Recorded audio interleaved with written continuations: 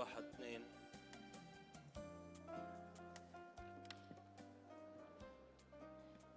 إن شاء الله رح نفتتح ونتوكل على الله الآن. So dear guests and colleagues, we would like to welcome you today on behalf of the organizing committee at our university, and we are going to start the first session for the 6th International Conference under the name of Breast Oncology, Medical and Surgical Aspects. I will ask Dr. Rosanne Malhis to open the session. Shukran. Good morning all. Welcome to our first oncology conference at An-Najah National University. I'm very pleased to open the scientific day for our first day of the conference. We will talk about breast cancer in a few minutes, and we will ask you please to fill the form. We will open our first session with our distinguished speaker, Dr. Hikmat Abdelrazak. He is the present Chief Medical Officer and Deputy Director General at King Hussein Cancer Center. He is a specialist in hematology, medical oncology, and bone marrow transplant. His lecture will be about breast cancer genetics, missed opportunity. We'll start.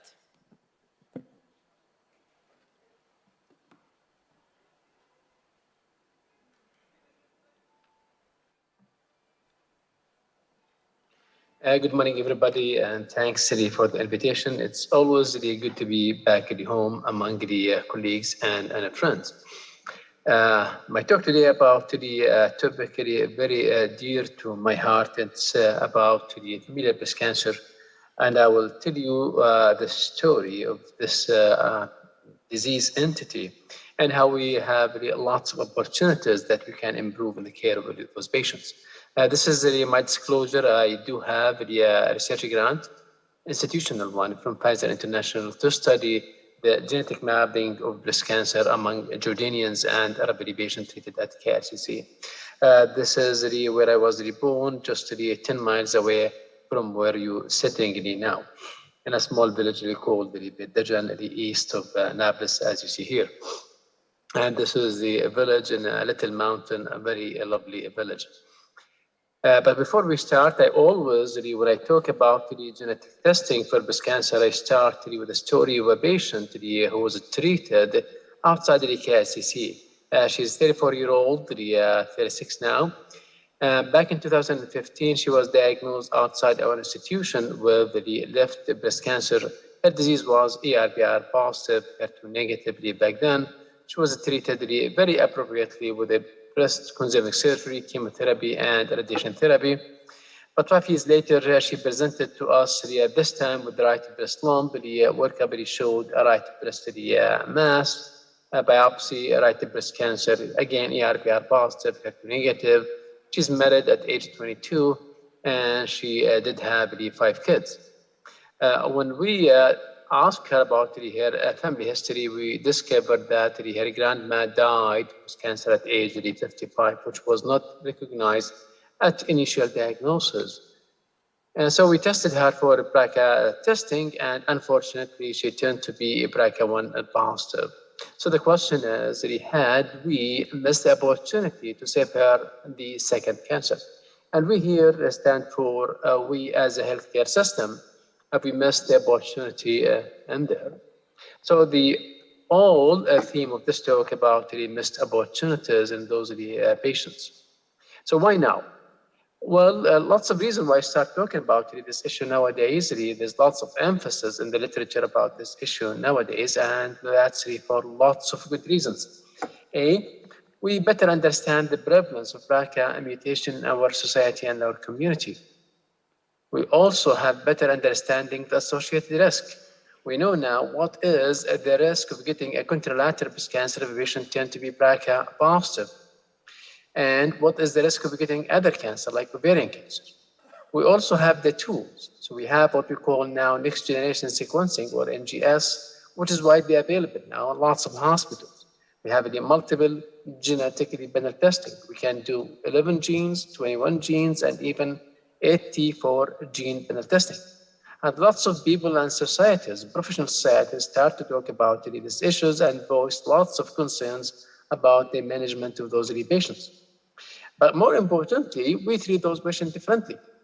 Now, the patients with BRCA-positive breast cancer or ovarian cancer are treated differently. We have new drugs to treat those patients. Whether this is in a metastatic setting, in a breast, ovarian, pancreatic, and prostate cancer, or even in early stage in the adjuvant and even adjuvant setting.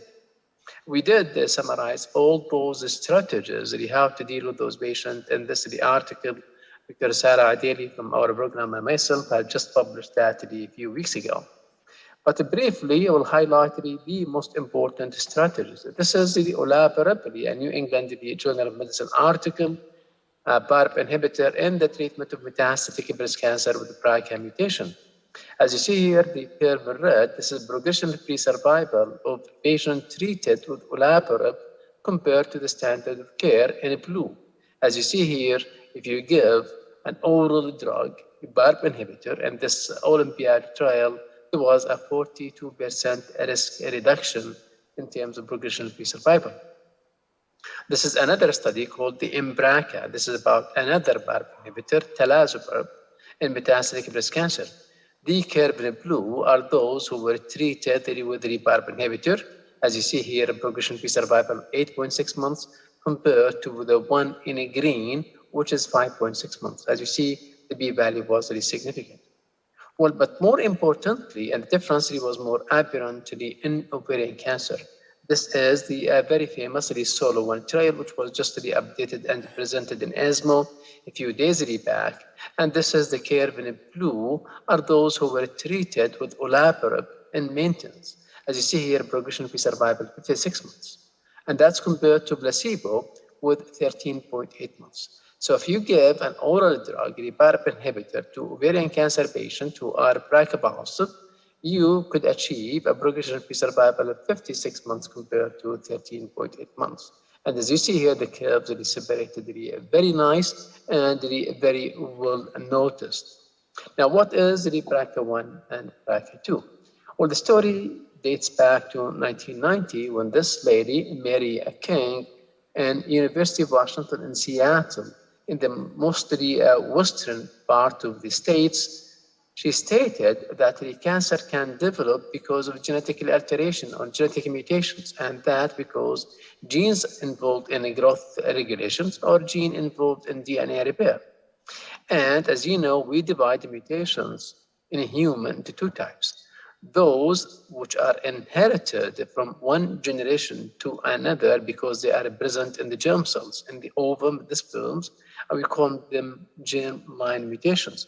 And such a mutation present in each and every cell in the body, and you can test them by just doing a hair analysis, buccal mucosa, and you name it, and even just the lymphocyte from a regular CBC tube. The other type of mutation is somatic mutation, which is an alteration in the cancer cell itself. Well, we know that 80% of breast cancer is sporadic, which means there is no family history of the cancer among those patients. But 20%, there is a familial aggregation of breast cancer. And out of those 20%, there is some portion of those are inherited. And we know now from modern medicine and genetics and lots of new literatures that lots of those patients are becoming inherited. To the limit now, I'll show you data that's close to 15% of those patients are inherited. Well, that really led Mary King back in 1994 to discover BRCA1. At the same time, this is the BRCA1 chromosome 17. At the same time, the investigator in a private commercial company called Myriad discovered what we call BRCA2 and its chromosome 13. Well, since then, since 1994, that testing for BRCA1 and BRCA2 would really cost a patient a fortune. It's just because of monopoly. There was nobody else but Myriad doing this test. So it was extremely expensive to be utilized in clinical practice. Well, things continued to be this way until June of 2013, when the Supreme Court in Washington, D.C. ruled out that human genetics cannot be patented. And this way, everybody can do the genetic testing for human and disease entities, cancer, and others. Well, since then, the cost of doing BRCA1 and BRCA2 went really down dramatically to be now very affordable, and it's really routinely practiced as we see. So what's the size of the problem? Well, the problem is very sizable. As you know, 12% of all women sitting in this room, walking in the street, will get a breast cancer at some point in their life. And the 10 to 15% of those patients who get a breast cancer would really have a pathogenically variant in BRCA1 and 2 and many others. And we know also that 75% of patients with a BRCA positive disease would get breast cancer by age 70 or 80. And also close to 50% of those with a BRCA1 and BRCA2 will get ovarian cancer at one point in their life. Well, our journey at KHCC started really back in 2015 when we started with a little grant with the MD Anderson, 200,000 to the money. And back then, it did test only 100 patients. But we did prove the concept in this publication back then that germline mutation among Jordanians is high enough to be studied. So the incidence back then was significantly apparent in highly selected patients. That led us a few years later, this is in April of 2020, we addressed this issue in 500 Jordanians and Arab patients treated in Jordan in this publication. As you see here, if you take the 517 patients as a group, the chances that a patient would be BRCA1 or BRCA2 positive, because back then we tested only for BRCA1 and 2, is 13.9%. Another 10% of those patients had what we call, they do have a mutation, but that mutation is not clinically significant. That's what we call them a variant of uncertain significant or VUS. But look at here, if you talk about the specific subtypes of this cancer, in this case triple negative, chances that the patient will be BRCA1 or BRCA2 is 35%. Which means 1 out of every 3 women with the triple negative disease will harbor a genetic mutation. Well, later we and many others discovered that BRCA1 and BRCA2 is only part of the story. As you see here, there's lots of other genes involved. And those genes like CHIK2, ATM, BALB2, TP53, and you name it. And that led us to start really talking about what we call multi-gene panel testing, doing a 20 genes or even an 84 gene and panel testing. And this is really some of our newest presentation. This is really 700 plus patient. It treated at KHCC and tested with multi-gene panel testing, a 21 gene. As you see here, this is 14% tested positive. Out of those, 6.9% were BRCA1 and BRCA2 in blue, and 7.2% are genes other than BRCA1 and BRCA2. This data was presented in San Antonio last year. And as you see here, if you restrict your testing to BRCA1 and BRCA2, you would miss the other 50%. As you see here, 50% of the mutations were in BRCA1 and BRCA2, but the other 50% were in genes like ABC, TP53, CHIK2, etc. And lots of those genes are actionable, mean there is a clinical action that we need to do with those patients. Well, the story of dealing with those patients at higher risk of getting breast cancer is not new. And this is New England, the article back in 1970, and they start talking about the problem of breast cancer prophylaxis. Well, since then, there's lots of publications. Since we start talking about BRCA1, big articles in New England, in JAMA, in Breast, and JCO, you name it. But none of those articles, none of those literature had much of impact in clinical practice.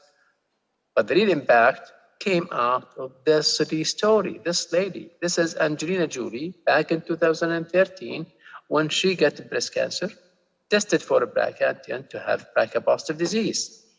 Well, when she decided and she opted to have a preventive double mastectomy, this is when we started talking to our patient in the community at large about the feasibility of doing the preventive bilateral mastectomies if you test positively for BRCA.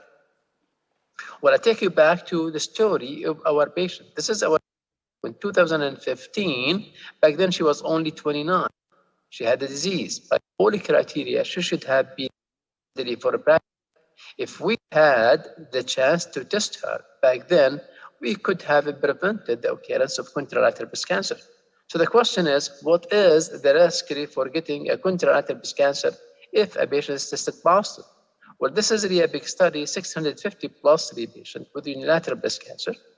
The estimated risk of having a contralateral breast cancer by age 70, according to this study, if you BRCA1 positive, 83% will get the contralateral breast cancer, and BRCA2 positive is 62%. So the chances that our patient would have a secondary breast cancer in the contralateral breast is up to 80%.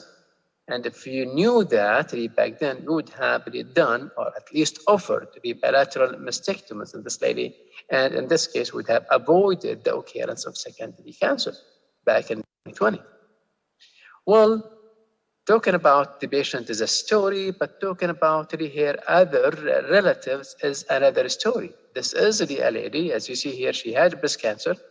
Her grandmother died of breast cancer at age 55, but she had also two other sisters, young enough to be addressed. One is 42, one is 38. And the question is, do we need to test them? Obviously, yes. But before we do so, we need to counsel. And the counseling, the processes has to rely on three major elements. A, you have to talk to this lady who's 38 or 40. What is her perceived risk? What is the risk of this lady getting the BRCA positivity? Well, this is the data from KRCC. Very recently also about the prevalence and predictor of germline BRCA1 and BRCA2 mutation among younger patients age 40 and lower. As you see here, without going into very detail just because of the time, chances for a patient age 40 and below to get BRCA positive if she had a family member, okay, is up to 1/3 of those patients. So the next question would be, after we discuss the perceived risk, what is the expectation?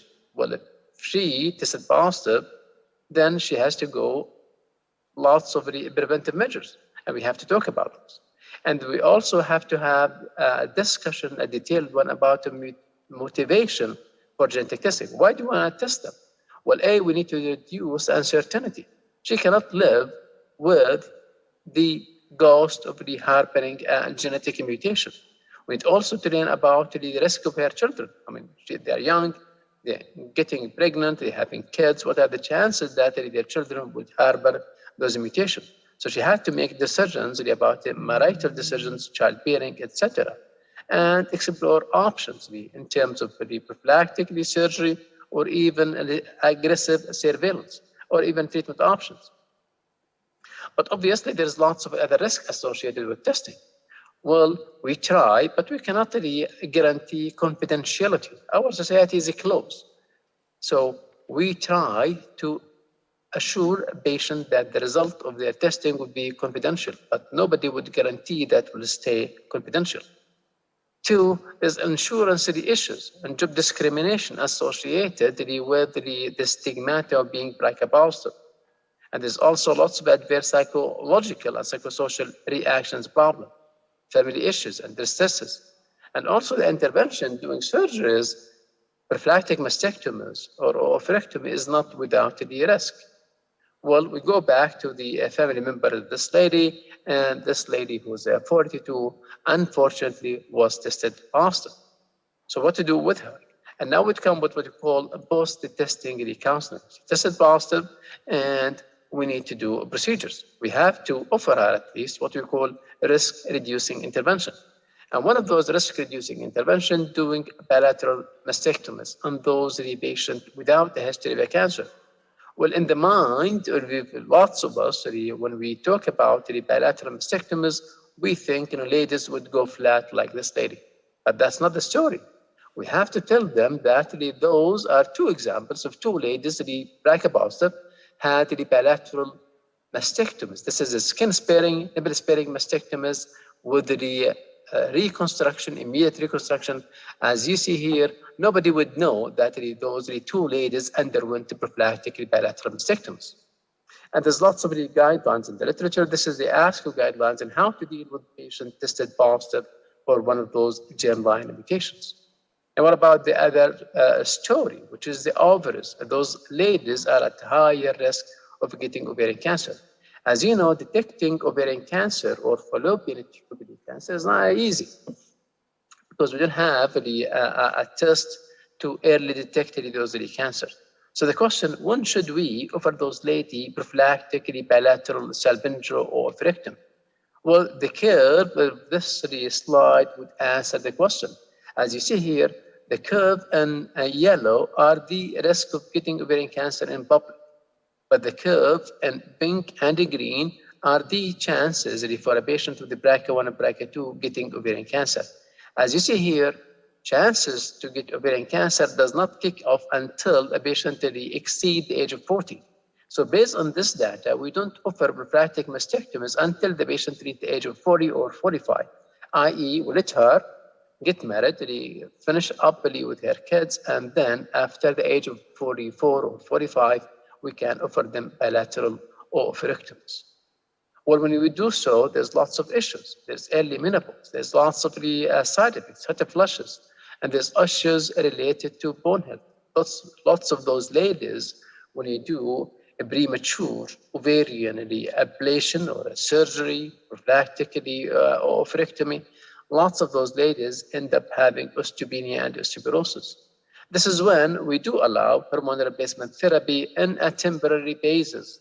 So short-term hormonal replacement therapy, giving until the age of 50, is an option for those ladies. So the question is, what if she says, no, I'm not gonna go for prophylactic mastectomies or oophorectomy? Well, in this case, we have to talk about lifestyle modifications. And we have to go and after what we call intensive screening. And in this case, the mammography is not enough. We have to do MRI and lots of those patients to early detect the occurrence of breast cancer. And on lots of occasions also, we can offer those patients chemoprevention using tamoxifen and or aromatase inhibitor. This is the lecture by itself. We will not really touch the bases on those, but this is an option. But however, it's not well studied. It's not approved for this indication. So the question is, are we there? Have we achieved what we want to achieve? And the answer is no. Lots of us in the field think that the guidelines to test for genetic mutations are obstacles by themselves. And that because the things depend on the awareness of the physicians and the patient. And as you know, lots of us did not use to send those patients for testing.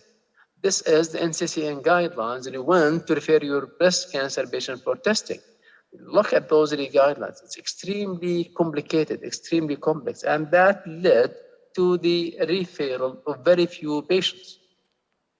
Do we adhere to those NCCN guidelines? And the answer is no. This is a big study from UK, 47,000 plus patients. All those patients for testing. And they look at what is the percentage of patients referred for testing. You see here, and the first columns are patients with ovarian cancer. As you see here, less than 10% of the patients were tested for BRCA, despite the fact that the guidelines stated that each and every ovarian cancer needs to be tested. When we talk about the breast cancer, less than 20% were tested, and less than 40% have had any kind of discussion with their oncologist about testing, which means in a Western society like the UK, a referral problem do exist and patients are not tested. So the answer is to come around this problem. Can we suggest that each and every breast cancer patient needs to be tested? Something we call universal testing. This is a study published recently in 2019, and this is out of Cornell, Mass General, Harvard, and Nashville. And this is really about the testing each and every patient age 18 and 20, regardless of their personal or family history of any kind of cancer, to test them for 80 gene panel testing. So, and this is a 1,000 patient, 50% of those, they met the NCCN criteria, and 50% they did not meet that criteria. As you see here, if those patients met the criteria, chances to have a germline mutation is 9+3%. The criteria, the chances of getting a mutation, a pathogenic mutation, is 7.9%, which means if we restrict our testing according to the NCCN guidelines, we will miss almost 50% of patients. Lots of those patients have actionable mutation. Well, that led to lots of professional societies like the American Society of Breast Surgeons in this publication to call for one thing. And one thing is that genetic testing should be made available to all patients with a personal history of breast cancer, regardless of the NCCN guidelines. And this is really coming from lots of institutions like Harvard, Mayo Clinic, MD Anderson, Hopkins, Memorial, you name it. So the name of the game nowadays, at least in the States, is to test each and every newcomer with breast cancer, regardless of their personal and family history for genetic testing. The question is, are we there? Well, not yet. Well, the extra mile, this is really us, this is really KATCC data, this is really data not published in full print yet, but presented in ASCO 3 months ago. And this is really about implementation of a universal pan-cancer germline mutation testing. This is a study, just to close the study, 3,000 plus patients with any kind of cancer tested for 84 genes. The data is very impressive. This is an interim analysis of the first 1,300 plus patient. As you see here, if the patient met the criteria, the chance is 16.5%. Out of the criteria, 8%. Breast cancer, 15% within the criteria, 8.5% outside the criteria. Colorectal is very impressive. Almost 1 in 4 patients within the criteria will have a pathogenic mutation, and 10% if they are out of the criteria. I look at the ovarian cancer. Ovarian cancer, each and every patient needs to be tested. 1 in 4, they did harbor an actionable pathogenic germline mutation. Very impressive data. So 2 questions, and I will finish in 2 or 3 minutes. The first question is, what are the problems associated with this expanding genetic testing? And expanding here, we do horizontal by testing each and every breast cancer patient, and vertical testing with multi-gene. Instead of doing BRCA1, BRCA2, what about if we test with a wider panel? We're talking about 20 or 80. There's 2 problems. A, there's lots of those patients would have what we call a variant of uncertain significance. As you know, mutations in germline mutation can be classified into negative if they have no mutation whatsoever, positive if they do have pathogenic mutation, and the variant of uncertain significance. And those variant of uncertain significance, it does cause a lot of the social, psychological distress for both patient, families, and physicians alike. The second question, is it really cost effective to test each and every breast cancer patient with the 20 or 84 genes? And the answer is yes. This is a cost-effective analysis of multi-gene testing for all patients with breast cancer. And the conclusion of the study that yes, the study found that the unselected, the high-risk multi-gene testing for all patients with breast cancer is cost-effective because we can prevent the occurrence of breast cancer. Well, that led us at KICC to establish what we call the clinical cancer genetic program. And this is the dimension of this program: patients, families, community at large. Component is testing, counseling, guidelines, intervention, research. And these are the stakeholders. We need to talk about a multidisciplinary team with oncologists, genetists, the surgeon, gynecologists, you name it. And the name of the game is teamwork. This is really something that we need to do together. Why do we do that? A, to spare patients a second cancer if they do have, and B, to spare relative the occurrence and the experience of really having a cancer to start with. And this is really to convert really this missed opportunity into an opportunity to prevent the occurrence of breast cancer. With this, I finished, and I'll be happy to take questions, and thank you so much. Thank you.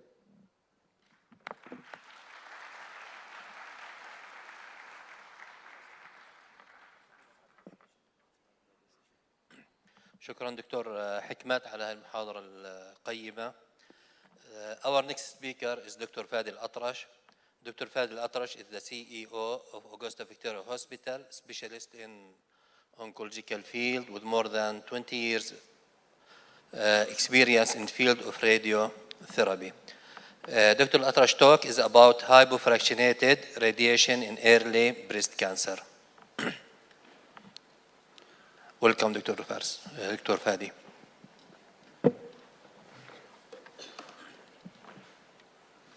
صباح الخير. صباح الخير جميعا. شكرا دكتور. شكرا جميعا على الدعوة. الصوت منيح. Okay. I was asked to talk about one aspect of radiation therapy to the breast, in the case of breast cancer, which is the hypofractionated radiation for breast cancer. So we'll be talking about this issue in a short and direct way. Is it okay? Okay. This is Augusta Victoria Hospital, my hospital, which is the only and the first radiation therapy center in Palestine serving Palestinian people.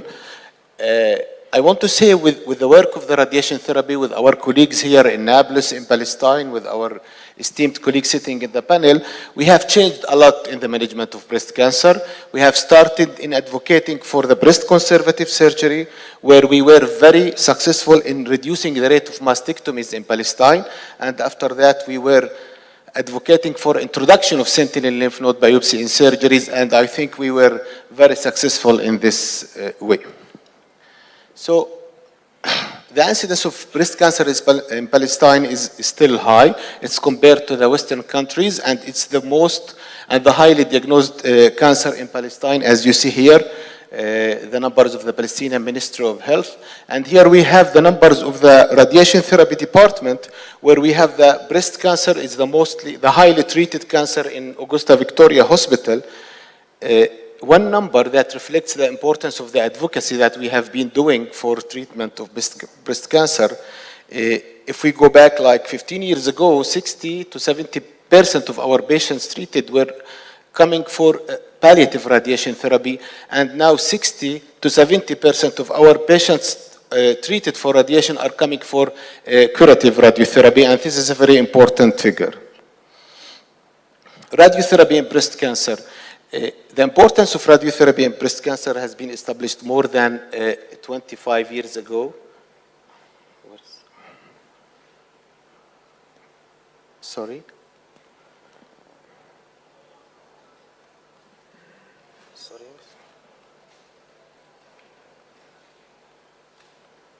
It doesn't work.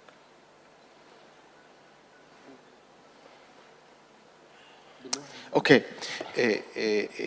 You know all the history of breast cancer and this swinging between the systemic disease or localized disease that pushed Halsted to advocate for the radical mastectomy, and to Fisher to advocate for more chemotherapy as a systemic disease for the breast cancer. And now we know it's something in between to these theories. It's a local and systemic disease where you need to treat the local disease and the systemic aspect of it as well.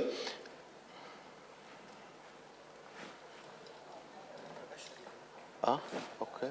وين هناك? Okay. More than 25 years ago, the importance of breast conserving surgery was established by this landmark trial, the NACBP 06, that compared breast conservative treatment to mastectomy, and since then we all know that it's the same in matter of outcome, in matter of survival, and in matter of local control. And this trial was confirmed by other 5 trials. The Oxford meta-analysis also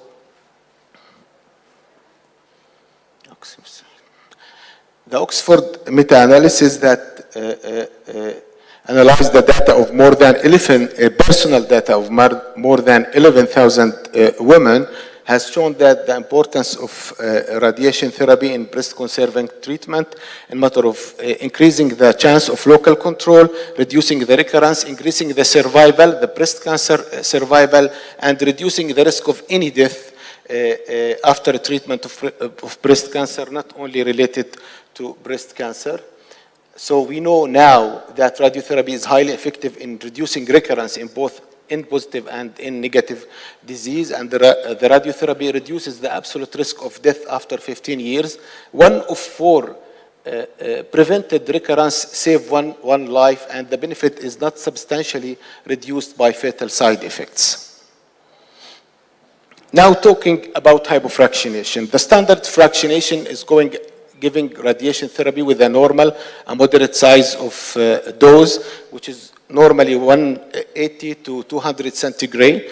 And what we are using now is a moderate hypofractionation. It's giving more dose on a daily basis, reducing the overall treatment time and the overall dose in keeping the biologically effectiveness of the total dose of radiation. And why we started thinking about hypofractionation in radiation therapy? This is the history of the fractionation used in Canada and the US during the late 80s, early 90s. As you see in the US, the main fractionation was what we called standard fractionation. And in Canada and the UK, the main fractionation used was the hypofractionation or moderate hypofractionation. But there was no uniformity. There were no standards of the fractionation schedules among different centers, among different countries, which led to huge disparities in the outcome in matter of toxicity, and that led to the advocacy movement that started in the UK in 1991. As Dr. Hikmat, when you use women for advocacy, you will have the perfect effect, as we saw with the case with Angelina Jolie. And here, women in the UK in 1988 started this movement because they have been suffering of high incidence of side effects of radiation therapy, and they were advocating for standardization of radiation therapy delivery, standardization of fractionation schedule, and this also pushed the UK NHS to commission the radiation therapy protocol used in different centers in the UK, which was the start of the hypofractionation trials that we all know now. You can see when the Canadian trial that was published after 5 years of follow-up started in 2002, the OCOG, that compared the standard fractionation used back then to the hypofractionation schedule, which is 16 fraction over 3 weeks. Then we had 3 trials, the pilot, start A and start B, that compared different fractionation schedule. The aim was to reduce the overall treatment time, to decrease the need of women to coming to radiation centers for treatment, with reducing while keeping the therapeutic index very high, good local control, low toxicity of radiation. And it was the 10 years follow-up was published in 2013, and since then we had a change in the practice, and now we have the fast fractionation that we will be talking about. So this is the Canadian trial that showed after 12 years follow-up, there is no difference of local control between the standard fractionation and the hypofractionation. When we started using the hypofractionation as a radiation oncologist back in 2010, we were afraid. We thought it's too early to start standardizing this fractionation among all women. We were reluctant to use this fractionation with the young women because we thought the life expectancy is higher, so you need to give the woman all the chance that she deserves for survival. It was a psychological obstacle in front of the oncologist and radiation oncologist to use this this fractionation, especially if you are influenced by the American school and not by the British one. And here we have the people who, the women that were in the trial Start A and Start B. We see that they had all early stage breast cancer. Part of these patients underwent mastectomy, which is a very important. Part of these patients received regional nodal irradiation, which is also a very important information that we have extracted from these trials. Chemotherapy, tamoxifen, and others, systemic treatment were also allowed. And you see here, Start A, the 3 schedule of radiation. The shortest one, which is 13 fraction, was compared to the standard one, 25 fraction. 25 fraction means 5 weeks of treatment for a woman. 13 fractions it means 3 weeks and a half, something like that. It's less 2 weeks in the hospital for a woman. It is a very important, believe me, for a woman to be treated longer time with radiation. You have the same outcome, the same exact outcome, no statistically difference in matter of local control and survival. Okay.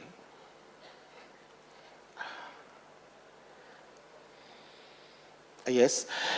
And the other, after guaranteeing the efficiency of treatment and the local control, we are talking about the toxicity. And here, even with this meta-analysis, with the doctor's assessment of normal tissue response to radiation, we found that even the hypofractionation regimen is looking better for women, and it causes less toxic effect on the skin and the normal tissue, and we had less breast shrinkage or induration or telangiectasia. This data was published in The Lancet in 2013.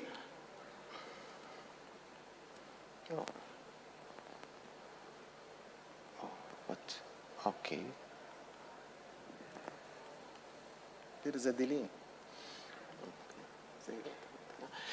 After these trials, Canadian Start B, other trials were undertaken in China, in Denmark, and they all concluded the same result. Hypofractionation, moderate hypofractionation regimen is very effective in treating breast cancer in matter of local control and cosmetic and side effect outcome. And more than 7,000 patients entered this trial.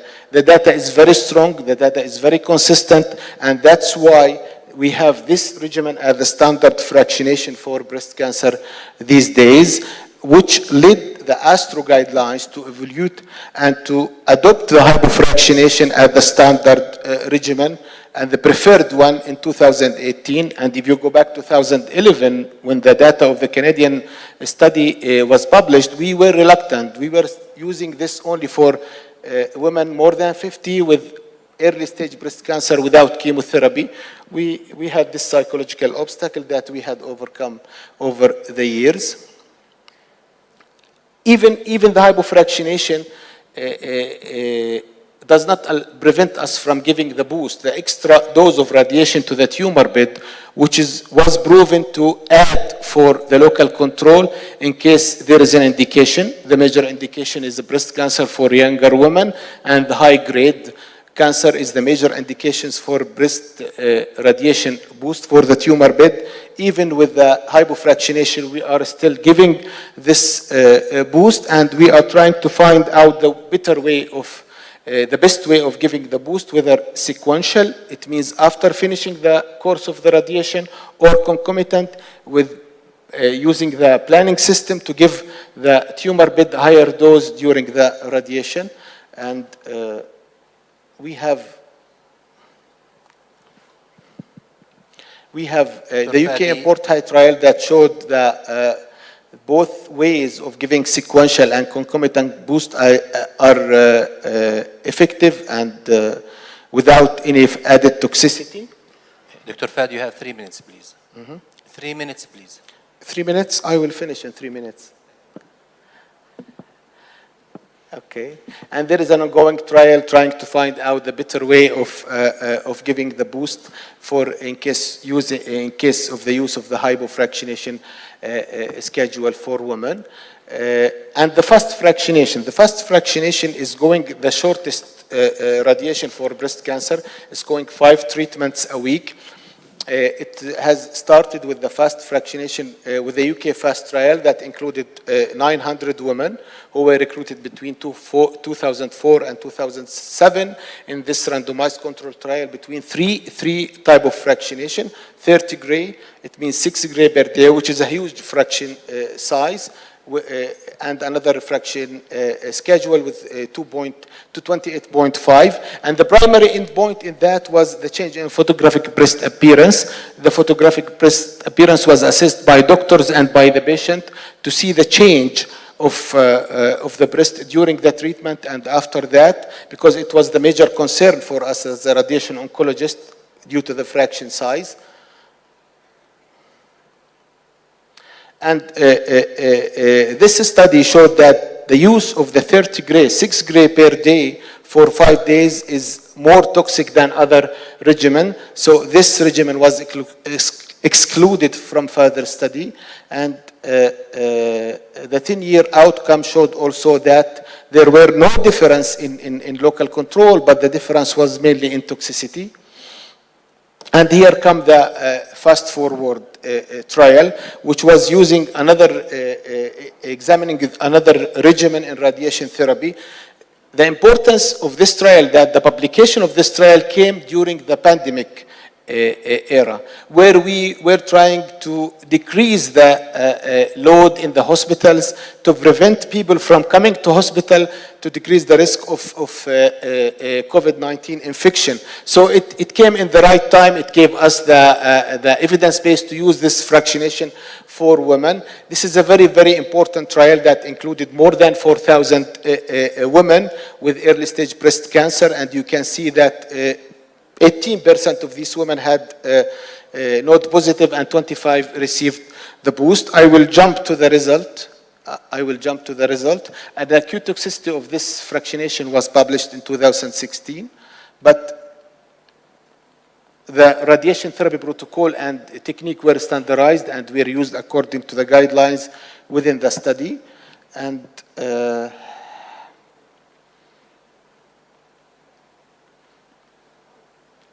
yes, and here, the ICA fast forward trial showed that the ipsilateral breast tumor relapse is non-inferior using the 3 different regimen, the 27, 26, and 45.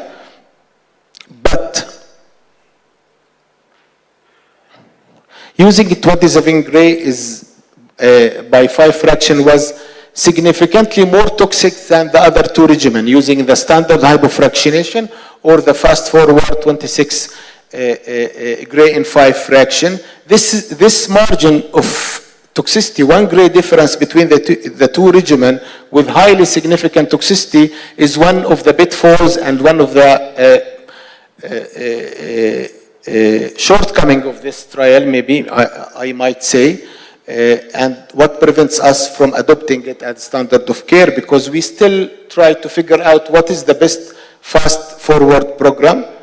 There is something not significantly high in the study, but for the eyes of the physician, seeing more events like breast distortion, breast shrinkage, and breast induration, even if it's in the trial not statistically significant, still significant for you as a clinician, as frustrating for you when you are sitting in front of a woman to explain to her, and this is because of the fractionation that we are using.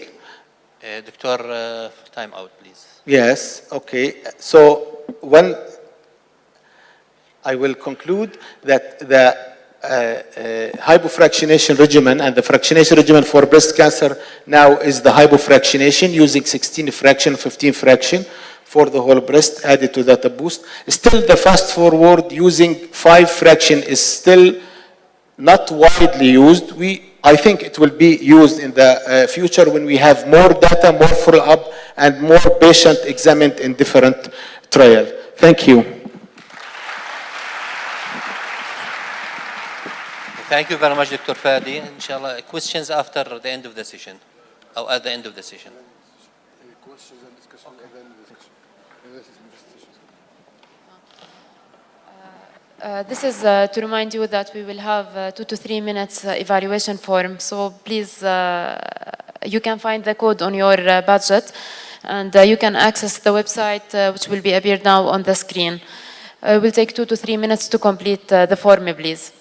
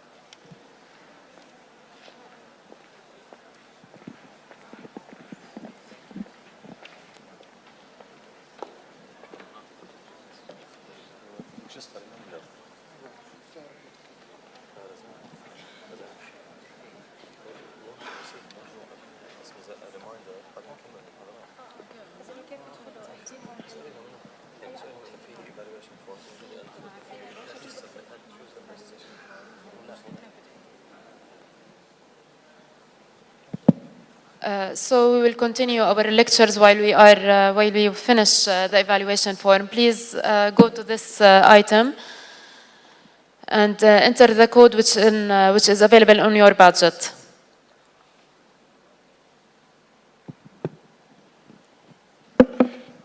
To the next lecture. It's an honor to me to introduce Dr. Mahmoud Al-Masri, who is the head of surgery department at King Hussein Cancer Center, a specialist in surgical oncology, and a member in the Jordan Surgical Society, Jordan Oncology Society, and American College of Surgeons.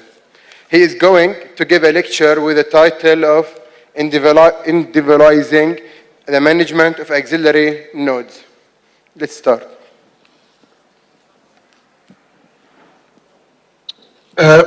Good morning. Let me start by thanking the organizing committee for inviting me to present in this conference. Unfortunately, I'm not able to attend in person, hoping in the future we will do so and accept my apology. In the last 2 centuries, there was a dramatic shift in the surgical management of breast cancer. We moved from the radical surgery proposed by Halstead and Urban to more conservative approach proposed by Veronese and Fisher. This conservative approach led to a considerable change in the surgical management of the axilla as well. We moved nowadays from axillary lymph node dissection to the sentinel lymph node biopsy, and recently there is a proposal of omitting sentinel lymph node surgery altogether in selective group of patients. This conservative approach was based on robust literature supporting this approach, and by this we reduce the morbidity of those procedures without affecting the outcome of the patients. We understand that the determinant of a breast cancer outcome based on the interaction and the dynamic relationship between the triad of disease burden, the systemic therapy, and response of the disease, as well as the biology of the disease. By understanding this interaction between these triads, we are now more precisely determined in the systemic therapy as well as in the local regional therapy, and this was clearly in the management of the axilla. This landscape is becoming more complicated. Whether to do axillary lymph node dissection or sentinel lymph node biopsy, or to omit sentinel lymph node biopsy, is not based only in the biology of disease or the available neoadjuvant systemic therapy, but as well to the type of surgery you are performing in the breast. We are doing that with the goal of minimizing the morbidity of the local regional management without affecting or compromising the outcome of the patients. And everyone appreciates the benefit of avoiding node dissections, because there is a lot of publication that show the incidence of lymphedema, which is the most feared complication of node dissection, is much less when we are doing sentinel lymph node alone or sentinel lymph node and axillary radiotherapy. However, it's worth mentioning here that the incidence of lymphedema in sentinel lymph node alone is still not zero. There is a low incidence of lymphedema even with the sentinel lymph node biopsy. The scenario in the management of the axilla basically depends first on to determine clinically whether the axilla is positive or negative. Secondly, we should decide what is the upfront treatment. Is it surgery or neoadjuvant systemic therapy? Then we decide to go for node dissection, a sentinel lymph node biopsy or no sentinel lymph node biopsy, based on successful mapping of the sentinel lymph node, looking for the burden of the disease in the sentinel lymph node, as well as to the type of surgery for the primary breast tumor. So let's start the first scenario where the axilla is clinically negative. When we do an upfront surgery or we start with the neoadjuvant therapy, when the axilla is clinically negative, sentinel lymph node is indicated, and when this sentinel lymph node is positive, we no need for axillary dissection. And it's been for a quite long time. Sentinel lymph node biopsy in upfront surgery is the standard of care when the clinical lymph node is negative, because it's proved to be accurate, safe, associated with less morbidity, and improve the quality of life. And there is a lot of randomized trial, whether multicenter or institutional trial, or cancer genealogy trial, prove that. Among those is the P32 trial, which is the largest among those trials.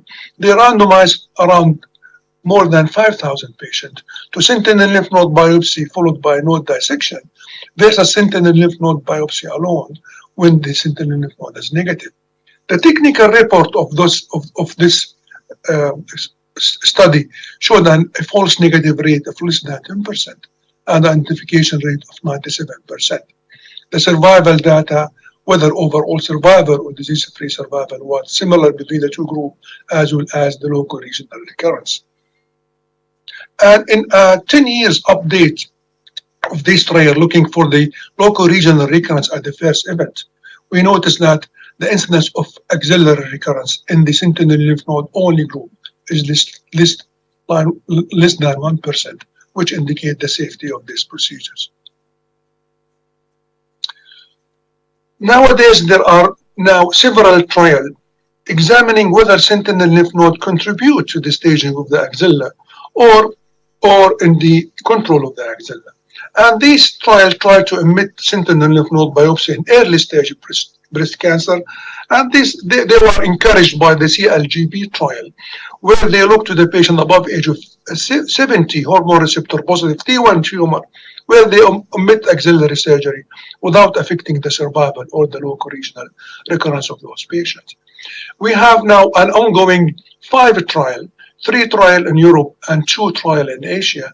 And those trials, the age is not a limit. Any age can be recruited. The size of the tumor, including T1 and T2, and it included all molecular subtype of breast cancer, not only hormone receptor positive. And we are waiting for the result of those 5 trials to see if we can omit sentinel lymph node biopsy in that context. In the neoadjuvant setting, if the axilla is clinically negative, still this procedure is safe, and this is a meta-analysis of 16 trials with 1,500 cases. They showed that the identification rate is in the range of 96%, identification rate 6%, and the negative predictive value of 98%. One advantage of this strategy of having neoadjuvant chemotherapy in node-negative patients when it is indicated, it reduced the needed axillary dissection in those patients, as shown by this trial by the MD Anderson, where they showed if the patient going upfront neoadjuvant systemic therapy versus upfront surgery in T2 and T3 tumors, there is a significant reduction in the number of axillary dissection needed. Probably this might be attributed that the systemic therapy might eradicate subclinical disease in the axillary lymph node. The other scenario where the axilla is clinically negative and the sentinel lymph node prove to be positive. We look here to the burden of the disease in the sentinel lymph nodes, in particularly the number of the involved lymph node and the type of surgery we performed. If the number of lymph node positive is more than 3 lymph node, patients should go back to surgery for axillary dissection. Whether when they have these small burden of disease, 1 to 2 sentinel lymph node in a small tumor T1 and T2, probably we can omit sentinel lymph node. We can omit axillary lymph node dissection or replace it with the radiotherapy. This is based on in the following 5 randomized trials. 3 of them, they compare node dissection to the observation, one of the famous of these is the Z11, and the two of them, they compare axillary lymph node dissections to axillary radiotherapy, and the famous of those is the Amaros trial. The bottom line result of this trial, it showed that the additional positive lymph node in dissection is quite good. It's quite good numbers, in around 27% to around 39% in the patient who had macrometastatic disease. It is in the range of 13% when you have macrometastasis. The median follow-up was significant, between 5 and 10 years. Worth mentioning here in the Z11, all the patients, they have breast conserving surgery, while others, they have a mix of a mastectomy and a sentinel and breast conserving surgery, but the number of mastectomy was in the range of 16 or 17%. And looking to the axillary recurrence between the two comparative group, node dissection for other modality of treatment, other observation of radiotherapy, there is no difference in axillary recurrence, and most importantly, there is no difference in disease-free survival or overall survival between the axillary lymph node dissection group versus other modality of treatment. And this was widely applied and accepted by different parts of the world, and they show the experience when they apply the Z11 in their patient. As you notice here, from different parts of the world, they spared their patient with node dissection in a range of 20% up to 80%. Let's shift gear to the clinically positive axilla. In most of the cases, these clinically positive axilla, they go for neoadjuvant chemotherapy when the clinically positive axilla is converted to clinically negative one. And by doing sentinel lymph node biopsies, there is some technical precaution that we need to use dual tracer, and we need to retrieve more than 3 lymph nodes in our specimen. And if the sentinel lymph node negative, we can safely omit axillary dissection. And this was the rationale of doing neoadjuvant sentinel lymph node in the neoadjuvant setting, because we have data from different publications that the incidence of nodal pathological complete response is high, up to 50% of these cases, and those patients with nodal pathological complete response, they do not need axillary dissection. And there is a meta-analysis that incorporate 13 prospective studies, including one of the 3 major prospective trials, the Z1071, the Santana trial, and the SNF&AC trial. And those, in this meta-analysis, there are around 2,000 patients. And when you look to the accuracy of sentinel lymph node biopsy, in biopsy-proven axillary lymph node followed neoadjuvant therapy, the identification rate is 90%. The false negative rate is high, but if you do the mentioned precaution technically proportionate during your procedures, the false negative rate dropped to less than 10%. And after this prospective trial, so many centers in the world, they reported their series of using sentinel lymph node biopsy in neoadjuvant setting, encouraging that the number of the patient, they have more than 3 sentinel lymph node is quite appreciable. It reaches in this long catering around more than 80%. And if you look to the initial report in the Z1071, only half of the patient and 1/3 of the patient in the Santana trial have a 3 or more positive lymph node. This means there's a learning curve for the surgeon where they can improve in their retrieval of the sentinel lymph node in this setting. And most importantly, in both trials, they can manage to spare 50% of their patient node dissection. And after this prospective trial, they were considered as a practice changing. And if you look to this National Cancer Database, definitely you can notice the node dissection in that group of patients is reduced from 100% to 38%, while the role of sentinel lymph node biopsy increased from 28% to 86%. And in pursuing improvement, the accuracy and reducing the false negative of sentinel lymph node biopsy in this setting, surgeons try to looking for techniques improving this. And one of these is the marking the axillary lymph node with a clip. And the early result from the Z1071, they noticed if the sentinel lymph node biopsy, including the marked lymph node, the false negative rate is less than 70%. And in a quarter of the patient, the clipped lymph node was outside the domain of the sentinel lymph node. And this might explain the high false negative rate in this trial. So why not to mark the lymph node and to localize this lymph node with the radioactive seed before surgery, and to remove the sentinel lymph node as well as this marked lymph node during the surgery? A technique named TAD by the MD Anderson, and TAD stands for targeted axillary dissection. And look at the false negative rate in the TAD series is 2%. It is the lowest ever false negative rate for a sentinel lymph node biopsy. In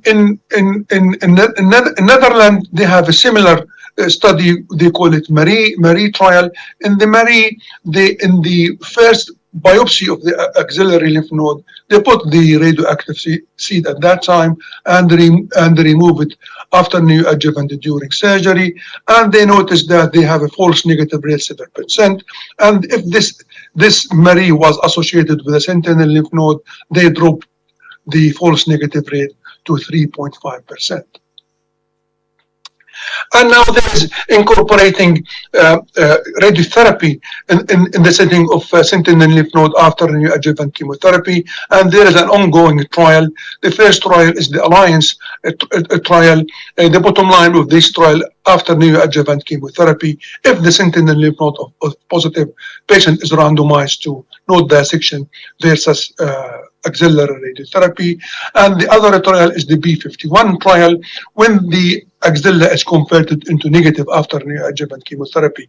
And this was proved by a sentinel lymph node or axillary dissection, patient randomized to axillary radiotherapy versus no axillary radiotherapy.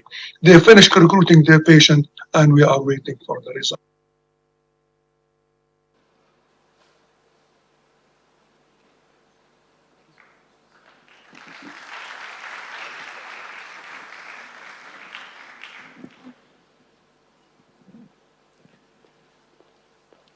بدي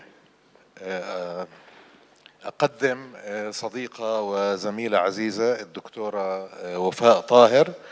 She's a consultant oncoplastic breast surgeon at Portsmouth University Hospitals, NHS Foundation Trust, London, specialist in breast surgery. She is going to speak about breast reconstruction and breast cancer updates. أهلا وسهلا دكتور وفاء. صباح الخير.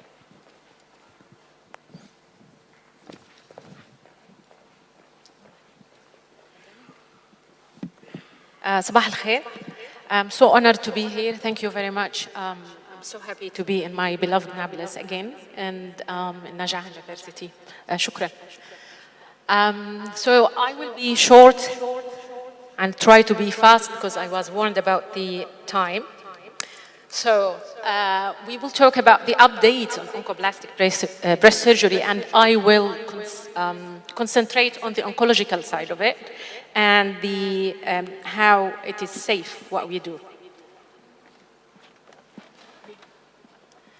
وينك يا إبراهيم؟ Okay. So we'll start with margins. Quarter of patients with invasive breast cancer and third of patients with ductal carcinoma in situ will have re-excision of margin.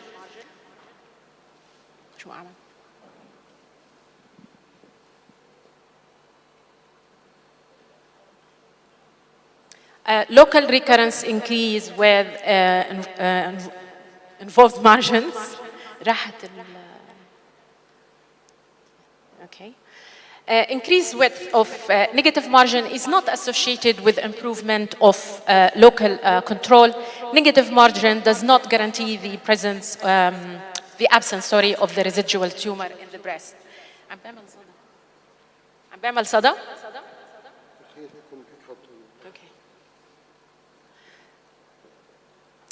Rate of loco-regional recurrence mainly associated with the biology of the tumor and the adjuvant treatment in addition to the status of surgical margins. So it's not only the surgical margins, it's now also the biology play the main role.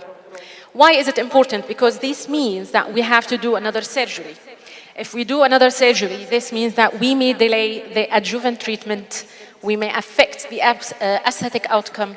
There is increased risk of complication, again, with another surgery. Add to that, the most important is how the patient will feel to have another surgery.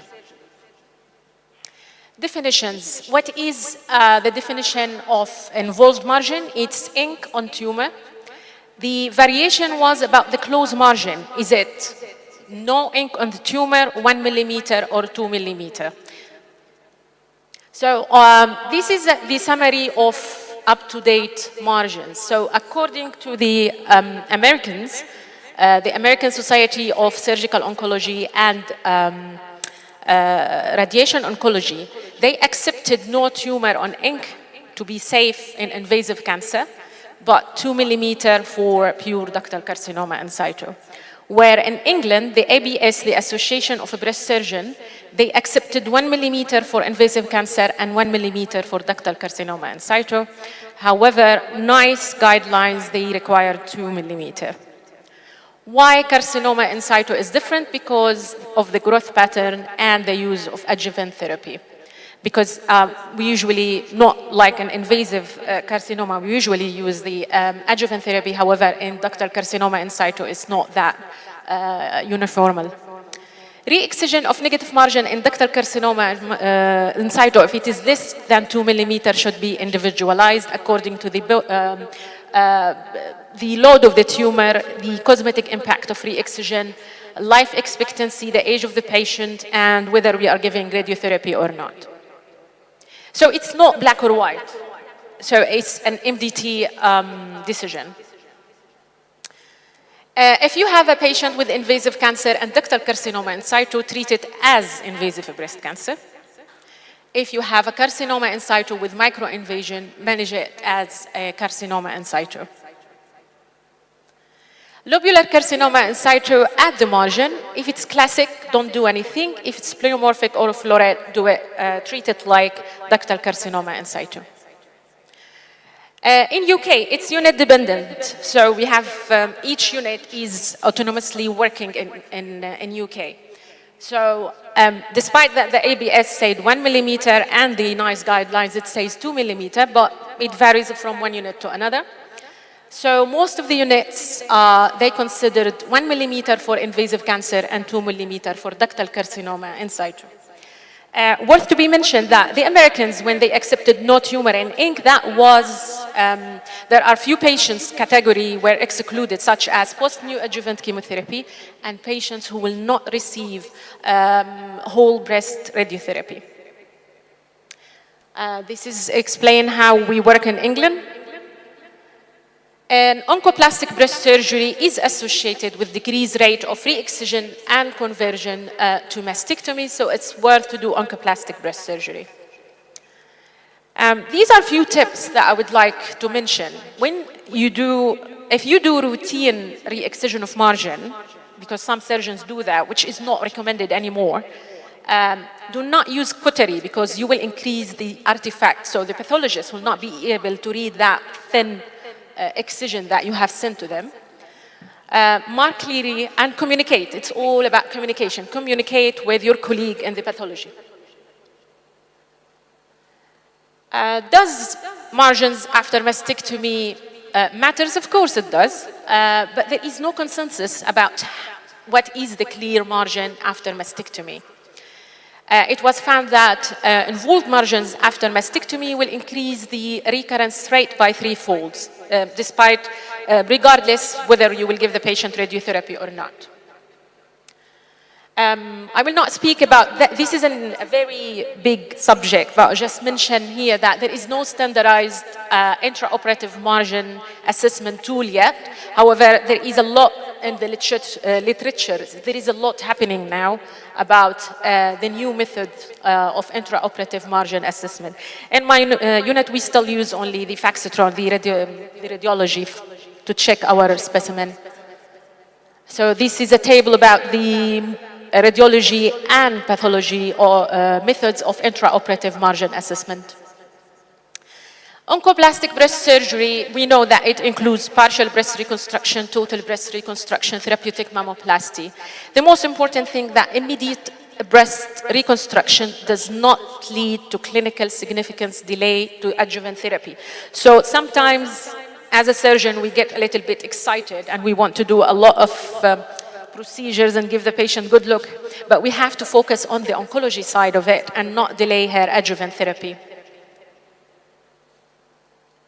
Conservative mastectomy, and I mean by that nipple-sparing mastectomy and skill-sparing mastectomy, there is a weak evidence in the literature about the oncological safety. However, we still do it. When I say there is a weak evidence, there is no randomized controlled trial to prove it is oncological safety. Our concern is the residual breast tissue, because if we leave behind breast tissue, this means recurrence and new primary. Most of the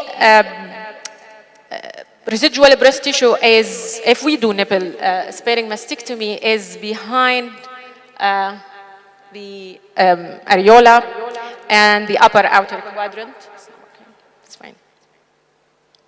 So they found in a skinny trial in Switzerland that nipple sparing mastectomy for prophylactic reason by less experienced surgeon, they found them have most of the residual breast tissue compared to skin sparing mastectomy and simple mastectomy. MRI can be used as a tool to assess residual breast tumor, but this should not be used as a surveillance tool after the mastectomy. The selection criteria for nipple-sparing mastectomy has broadened nowadays. It's not anymore as in the past, so the oncoplastic breast consensus was published in 2018, and they voted that nipple skin sparing can be used to all cancer, not directly involving the skin, or the patient doesn't have inflammatory breast cancer. Treat nipple margin like any other skin margin. It can be used in locally advanced breast cancer post-systemic therapy if there is an excellent response in selected patients. And nipple-sparing mastectomy can be used as a safe procedure in a BRCA patient. This was published by Greta Group from Italy in 2021. I was lucky to be one of them. This is why I like UK, because we have guidelines. And in 2021, ABS and the Association of Plastic Surgeons, they published a guideline for oncoplastic breast surgery. And they were talking about how to reduce the complication after surgery, because our aim is to give the adjuvant treatment as soon as possible. So as a surgeon, concentrate how to do your oncoplastic surgery. So use longer vertical limb length, narrower wise pattern, do as wide as possible pedicle base, and don't close under tension.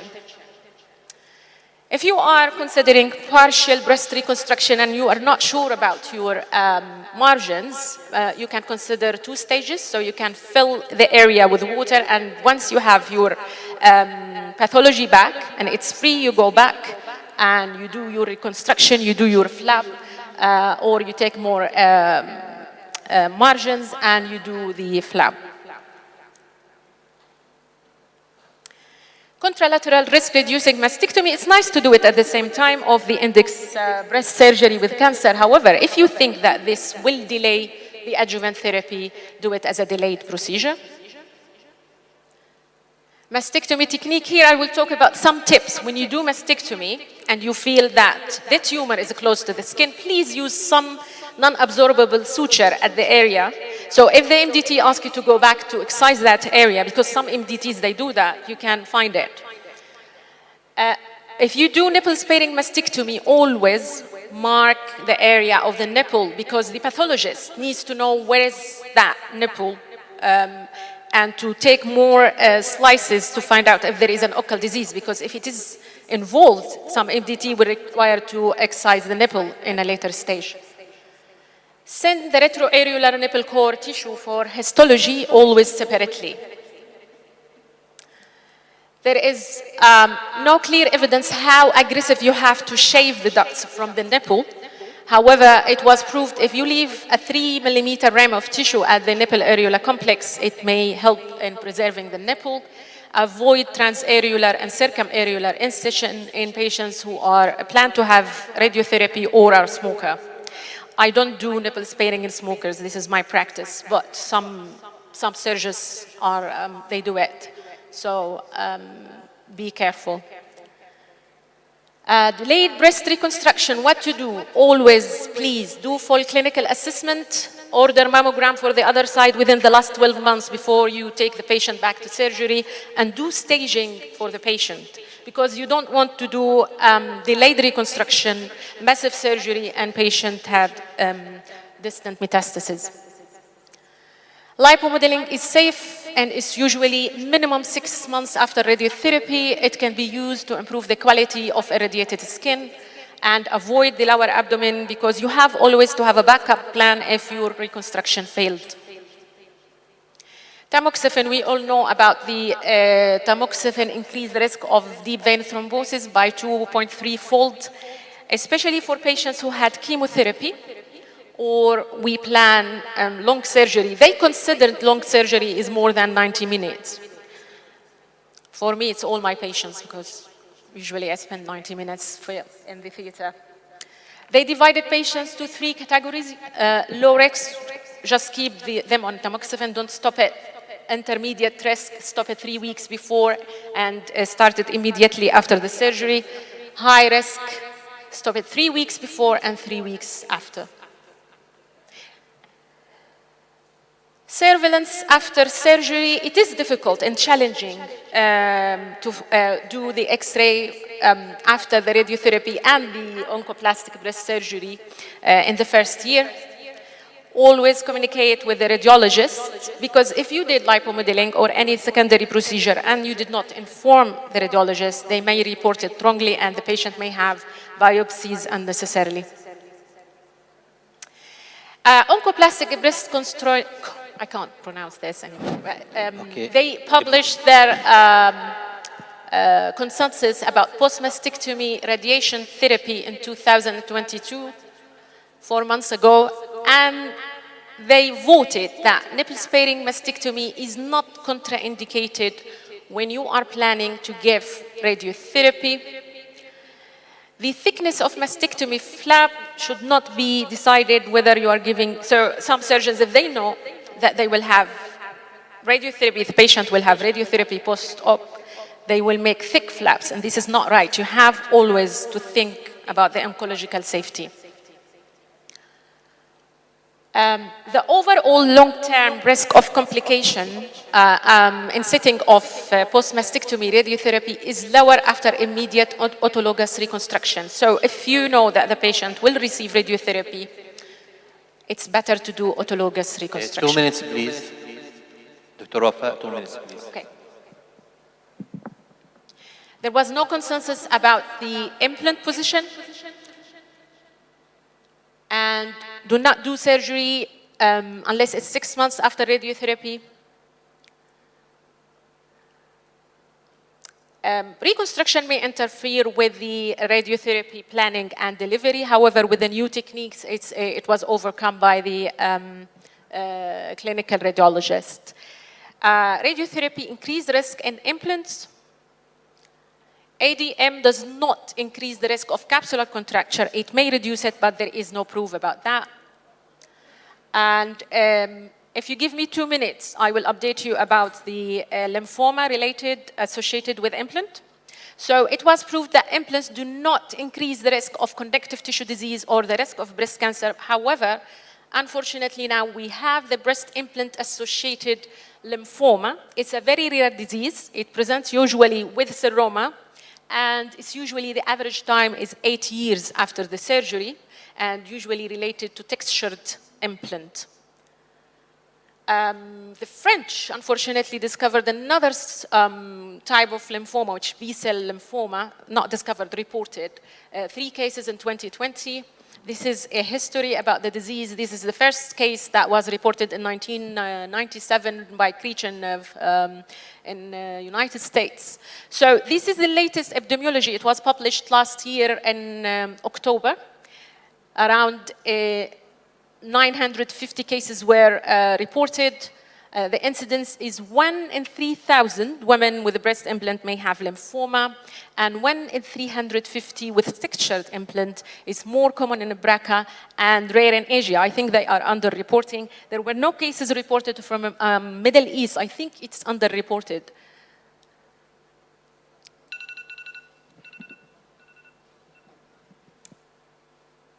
This is about the presentation, localized or infiltrative. Be aware that there are rare presentations like mass, axillary lymph node, papules in the skin, and it could be bilateral. This is a diagram about the diagnosis. You do ultrasound with a patient with effusion. And for radiologists, please, when you do aspiration, of course, we cannot do blind aspiration, send at least 50 ml to cytology so they can diagnose the disease.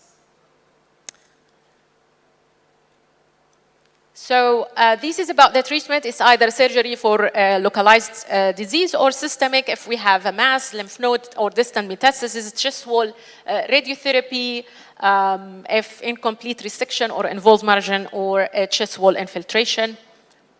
And this is the algorithm for the treatment. You follow them, if they are under control, you follow them by 5 years. The most important thing, if you are doing breast reconstruction with implant, it's your responsibility to fully inform the patient about this disease. And now the companies for implants, they are working on the textured implant and the surface treatment, so it will be less causative for the reconstruction. Thank you.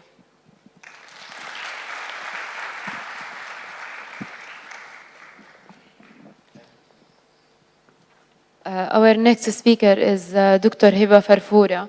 She's a consultant diagnostic radiology at KHCC. She's a specialist at diagnostic radiology with a fellowship in breast imaging. She will talk about breast imaging in breast cancer, specifically enhanced mammogram.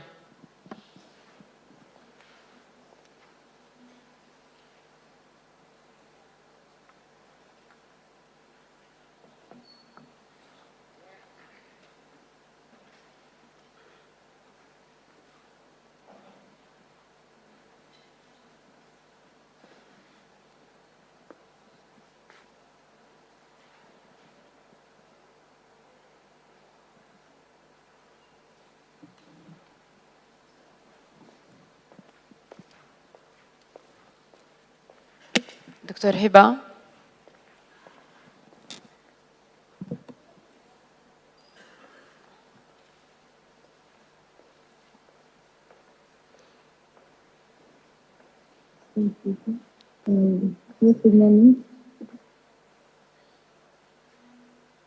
Dr. Hiba.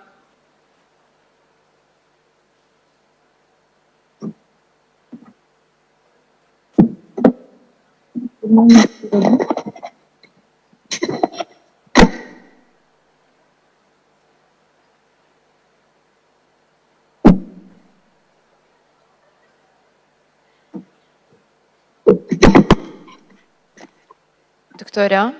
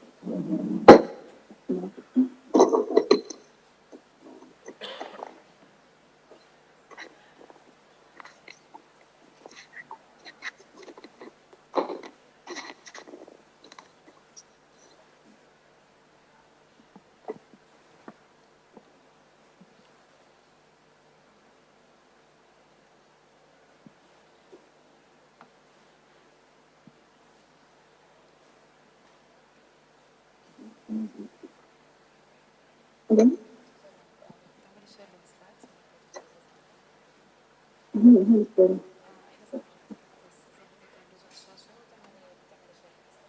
ليش ما أنا أقدر أنا أعمل شير لما البرزنتيشن؟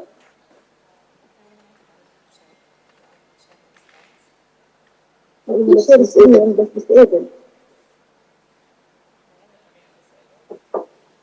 أنا بعد مش أعمل شير سكرين لكن disable.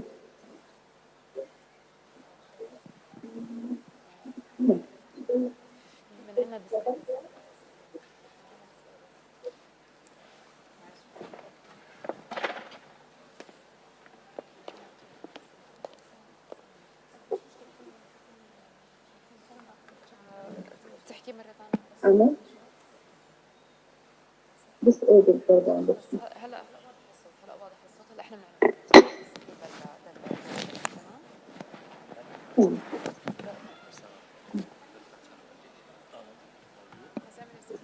الصوت واضح بس لما نعمل شيء أكيد اللي هذا كمان بس أنا أعمل disable.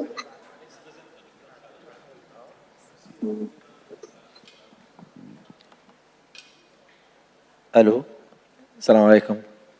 بنعتذر عن الخلل الموجود حاليا، راح يتم اصلاحه، فراح ننتقل للمحاضره الاخيره بهذا السيشن اللي هو للدكتور خالد شرف، جنرال سيرجري اند انكوبلاستيك سيرجري في اوغستا فيكتوريا هوسبيتال، الفيلوشيب من الرويال كوليدج اوف سيرجنز في انجلاند. فليتفضل مشكورا. وعنوان المحاضره تبعته عن الانكوبلاستيك بريست سيرجري. اهلا وسهلا فيك دكتور خالد.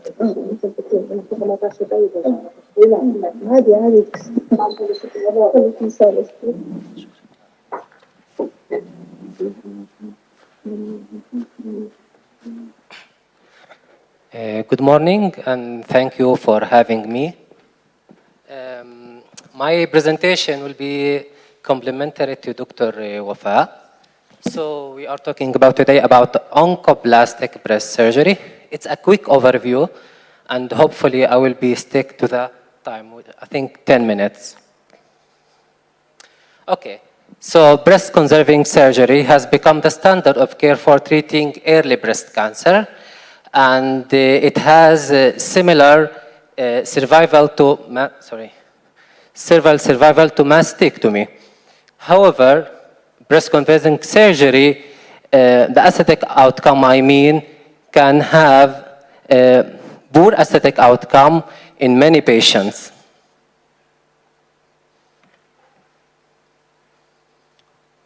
Okay. Doesn't work.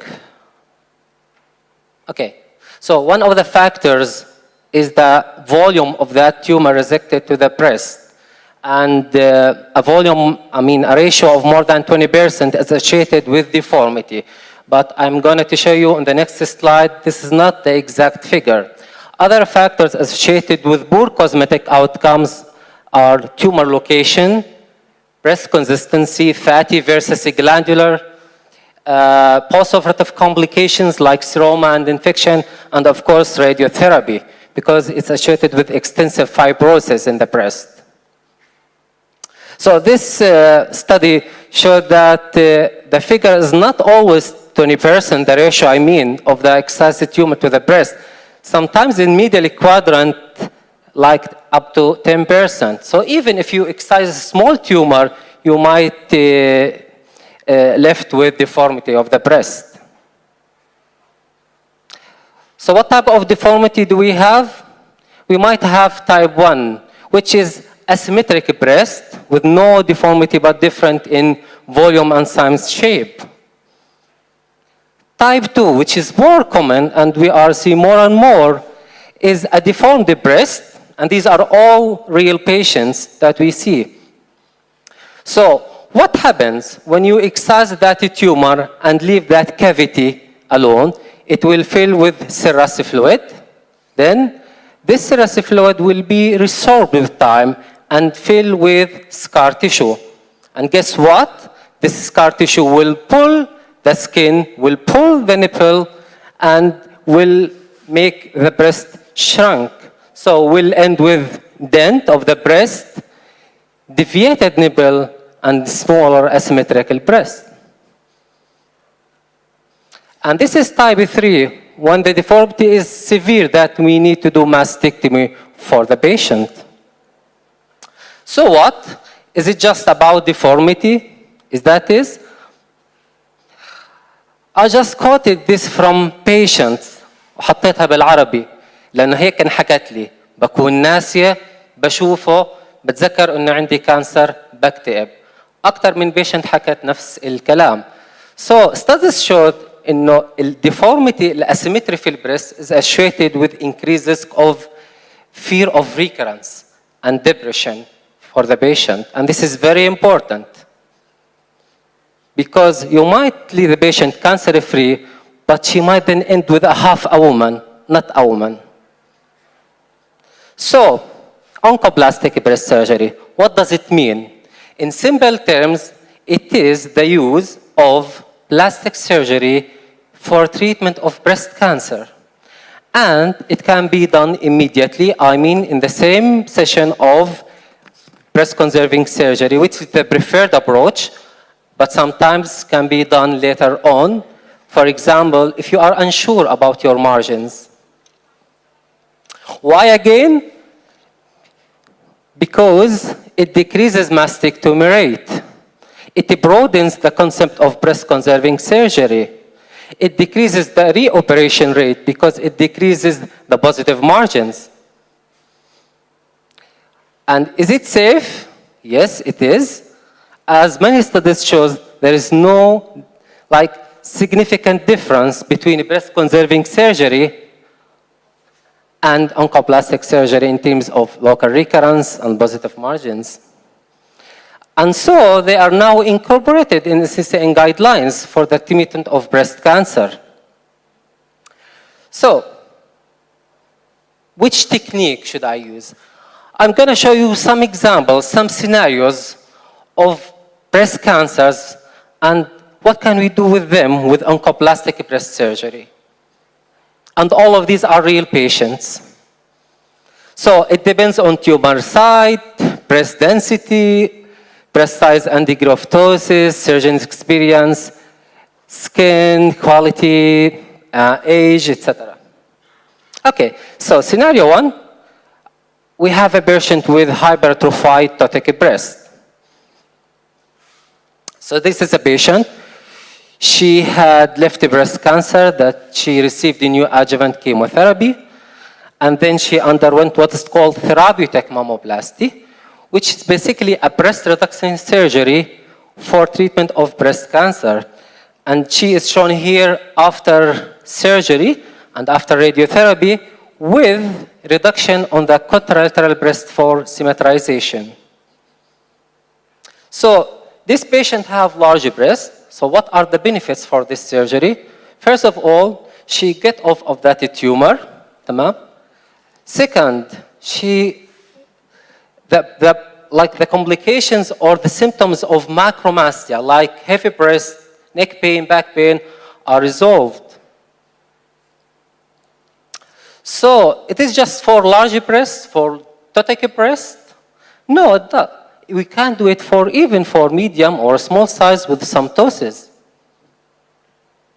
So this is a patient with a cancer, and she's got I would say medium size, small ptosis, and she was treated with oncoplastic breast surgery, therapeutic mastectomy, and therapeutic because the aim of surgery is for treatment, and mastectomy means breast lift. I don't know if you can play. Can we play the video here? Let me try. So this video shows how big the excision was, and this is the aim of this surgery. We can excise large volume of the breast without making any deformity to the breast. Sometimes we operate on one side, the tumor side, and we let the other side later on because for example, patient preference, or because we don't want to delay adjuvant therapy because of some patient comorbidities. Even sometimes we can use it for benign tumor, like just this young lady, 22-year-old, giant fibroadenoma, and if you look at this blue circle, it represents the size of that tumor. And here is shown after surgery. You will never achieve such result with simple excision. Can we play a video again, please? If you have a look on this tumor, look how big compared to the breast size.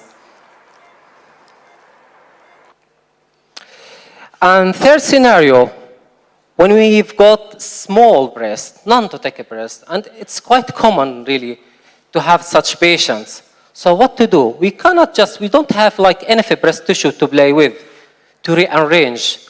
Then we need to replace that lost tissue. For example, this young lady with right breast cancer, she had neoadjuvant chemotherapy. Now, neoadjuvant chemotherapy can really downstage the tumor, but sometimes the response will be scattered response. I mean, the original footprint of the tumor will remain the same. So you will need to go for mastectomy, or you need to do some filling for that defect. So here, the green one represents the tumor size and volume. So what I've done, it's called LICAP flap, lateral intercostal artery perforator flap, to fill that defect. And she is shown here after surgery. And the beauty of this procedure, you don't need even for symmetrization surgery. And the scars usually are hidden. Sometimes we use it even for central tumor. So if you look at these pictures, so the upper one is a patient with right breast cancer with retroareolar cancer that invades the nipple. So we've done nipple excision, and then we use what's called ICAP flap, anterior intercostal artery perforator flap, to replace that lost nipple. And later on, we can do nipple reconstruction and even nipple tattooing to restore her nipple. The other patient has left nipple budget disease, and she was replaced with therapeutic mastectomy. This is a displacement technique. The above is a replacement technique. 2 minutes, please. We finished.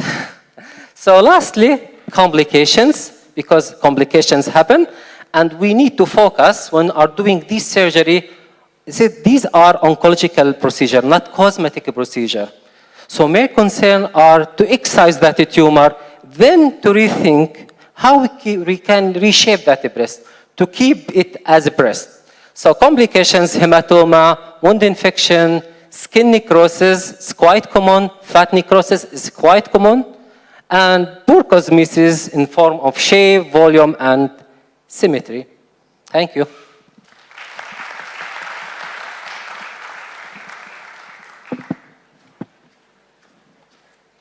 يعطيك العافية دكتور خالد. وهلا بنرجع للمحاضرة اللي قبل مع الدكتورة هبة. يعطيكم العافية. تفضلي دكتورة. تسمع الصوت كويس إن شاء الله؟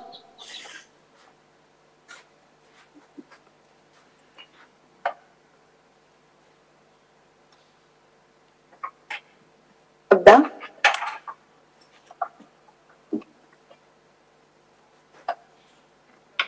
ممكن الصوت دكتورة هبة؟ الصوت كويس هيك؟ ممتاز. تفضلي.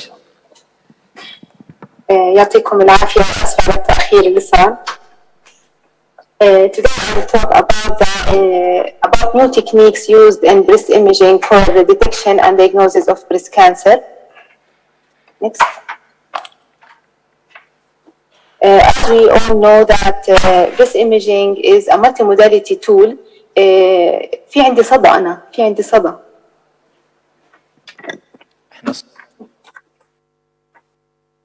الو دكتورة هبة. في صدى بالصوت. احنا هون عندنا الصوت واضح. As we know that breast imaging is a multimodality tool using multiple modalities for detection and diagnosis of breast cancer. The mainstay for breast imaging is still the mammogram, but also many helpful other tools are used like ultrasound. The ultrasound might be ultrasound, automated ultrasound, and hand-over breast ultrasound.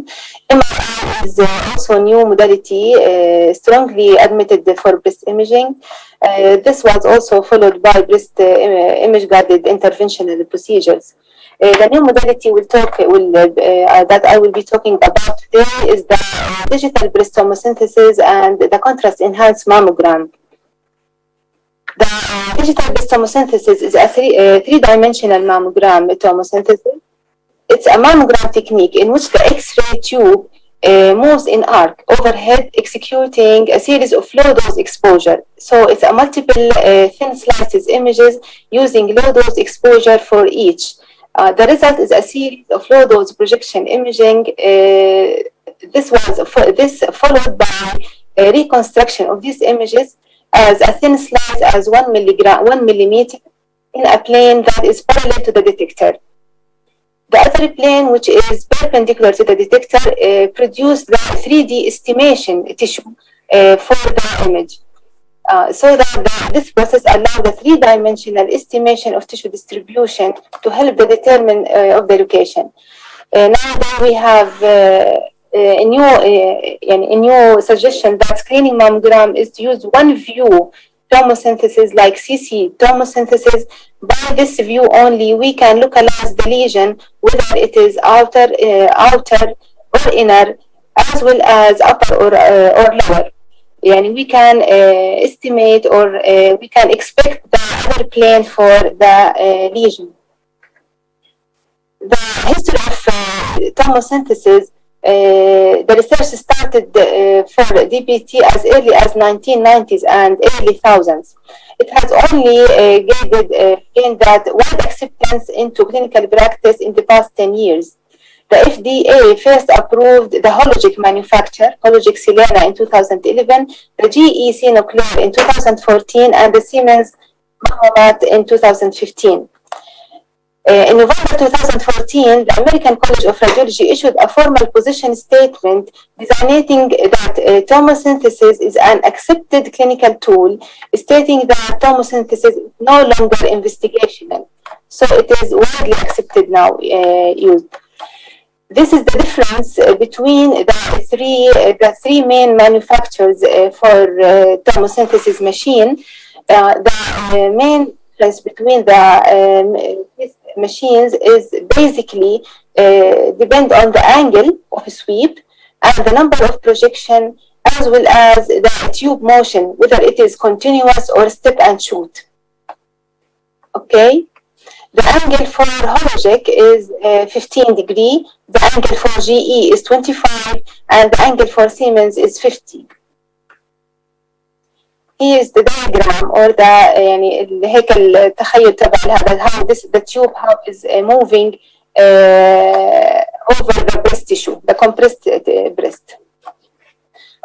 Then the digital breast tomosynthesis has an advantages. As any other tool, it has its own advantages and disadvantages. Advantage for DBT, it reduces, the main advantage is to reduce the tissue overlapping. So the summation of tissue, this means, which is the main struggle in mammogram reading, is the tissue overlapping. Tomosynthesis reduces this overlapping. It increases the conspicuity of the lesion by sharpening and more defining and delineation for the lesion margins. The distortion also and the surgical sclerosing lesion, surgical scar, radial scar, and invasive ductal lesions. So it gives more sharpened outline and margin for these pathologies. It improves the interpretive analysis of detected calcification. This means that it gives more information about the calcification when detected, whether these calcifications are benign or malignant. It increases this conspicuity when detected, but we know that the tomosynthesis is a low-dose exposure, so the calcification might be sometime not seen well on tomosynthesis. But when they detected the conspicuity and the interpretive analysis for this calcification will be more impressive. The tomosynthesis decreases the recall rate. It decreases the false positive findings because it reduces the summation of tissue, as well as it increased the cancer detection. Mainly the DBT increase tomosynthesis, it increased the detection of invasive carcinoma rather than the DCIS, especially as we said, if the DCIS were presented as only calcification. Okay, the DBT provides location information about the region of interest without the necessity of imaging evaluation in two positions. This is what we said about the 3D estimation for localization of the region. The DBT gives the cornucleus size of the tumor that accurately corresponds to the histopathological size. This is what also, as we know that the mammogram, usually we used to know that the mammogram overestimate the size of the true cancer, while the ultrasound underestimate. But the tomosynthesis, because it gives sharp outline and delineation for the lesion, we can give the cornucleus size of the tumor that correspond to the histopathological size, which help in the surgical management and treatment.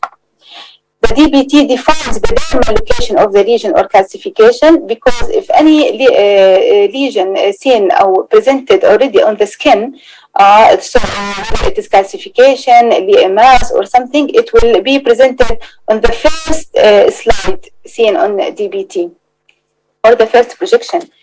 The DBT is 45% reducing the radiation dose if the full field digital mammogram is replaced by the synthetic 2D mammogram. The synthesized 2D mammogram is processed by the machine of DBT.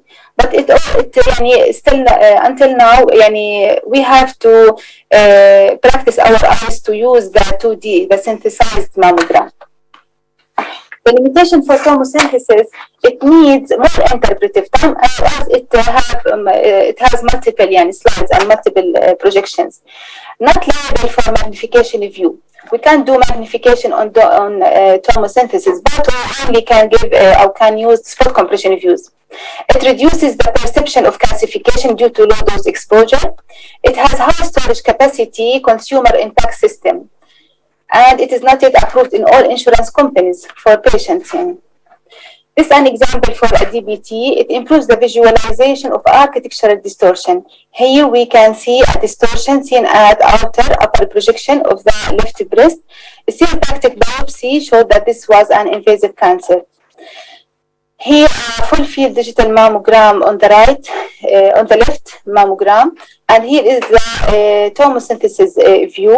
Here we can see a very well seen speculated outlined mass, and it was demonstrated that it is invasive ductal carcinoma, but was not well seen on the full field, was not seen well. And it also was seen as a more increased density rather than a mass. This view showed the difference in mass density also. In the left CC full field digital mammogram, there is a high density irregular mass with indistinct margin. The left DBT view shows an equal density. The mass was less dense than the full field digital mammogram and equal density to the surrounding parenchyma. But it was well seen that it has a speculated outline and it was invasive lobular carcinoma. Here, the other view showed a spot compression view on the left for a full field digital mammogram for a patient has palpable mass. Okay, nothing well defined in the left-sided mammogram. While the spot compression view on tomosynthesis machine, it showed very well that there is a distortion and speculation. Second look ultrasound showed a well-defined mass. It was biopsied and showed invasive ductal carcinoma also. This was about the tomosynthesis. Now I will talk about the other new modality, which is the contrast-enhanced mammogram. The contrast-enhanced mammogram, as we also know that recent advances in breast imaging until now is the MRI. It gives more better disease evaluation and disease extent. It gives more information about the local staging for the breast cancer. But MRI is not always readily available in all hospitals and everywhere. It is a time-consuming study and very expensive. The MRI also is sometimes contraindicated in certain patients who have claustrophobia, MRI-incompatible implants, weight limitation, allergy to gadolinium, and it also MRI has high rate of false positive findings. The contrast-enhanced mammogram is an emerging technique and a viable alternative to contrast-enhanced MRI. It may increase the access to vascular imaging while reducing the examination cost. So it gives the information of the new vascularity, which is the benefit of MRI, with similar specificity and sensitivity. Intravenous iodinated contrast material, same as that used for CT scan, is used for contrast-enhanced mammogram. It enhances the visualization of the tumor new vascularity. The FDA approved the use of contrast-enhanced mammogram in 2011 as an adjunct following mammogram and or ultrasound to localize the known or suspected lesion for diagnostic purposes. At 2011 was approved. The advantages of contrast-enhanced mammogram is an alternative to ultrasound and MRI. It used to obtain the contrast material enhanced information and standard mammogram simultaneously. So it gives the information which we need to know about the breast by mammogram, like the anatomy, the structure, the distortion, the calcification. This is very specific for mammogram. It gives this information and it gives the variability and the new vascularity of the lesion, which is the benefit of MRI. The examination is shorter than that of MRI with similar rate of sensitivity and specificity to detect lesion.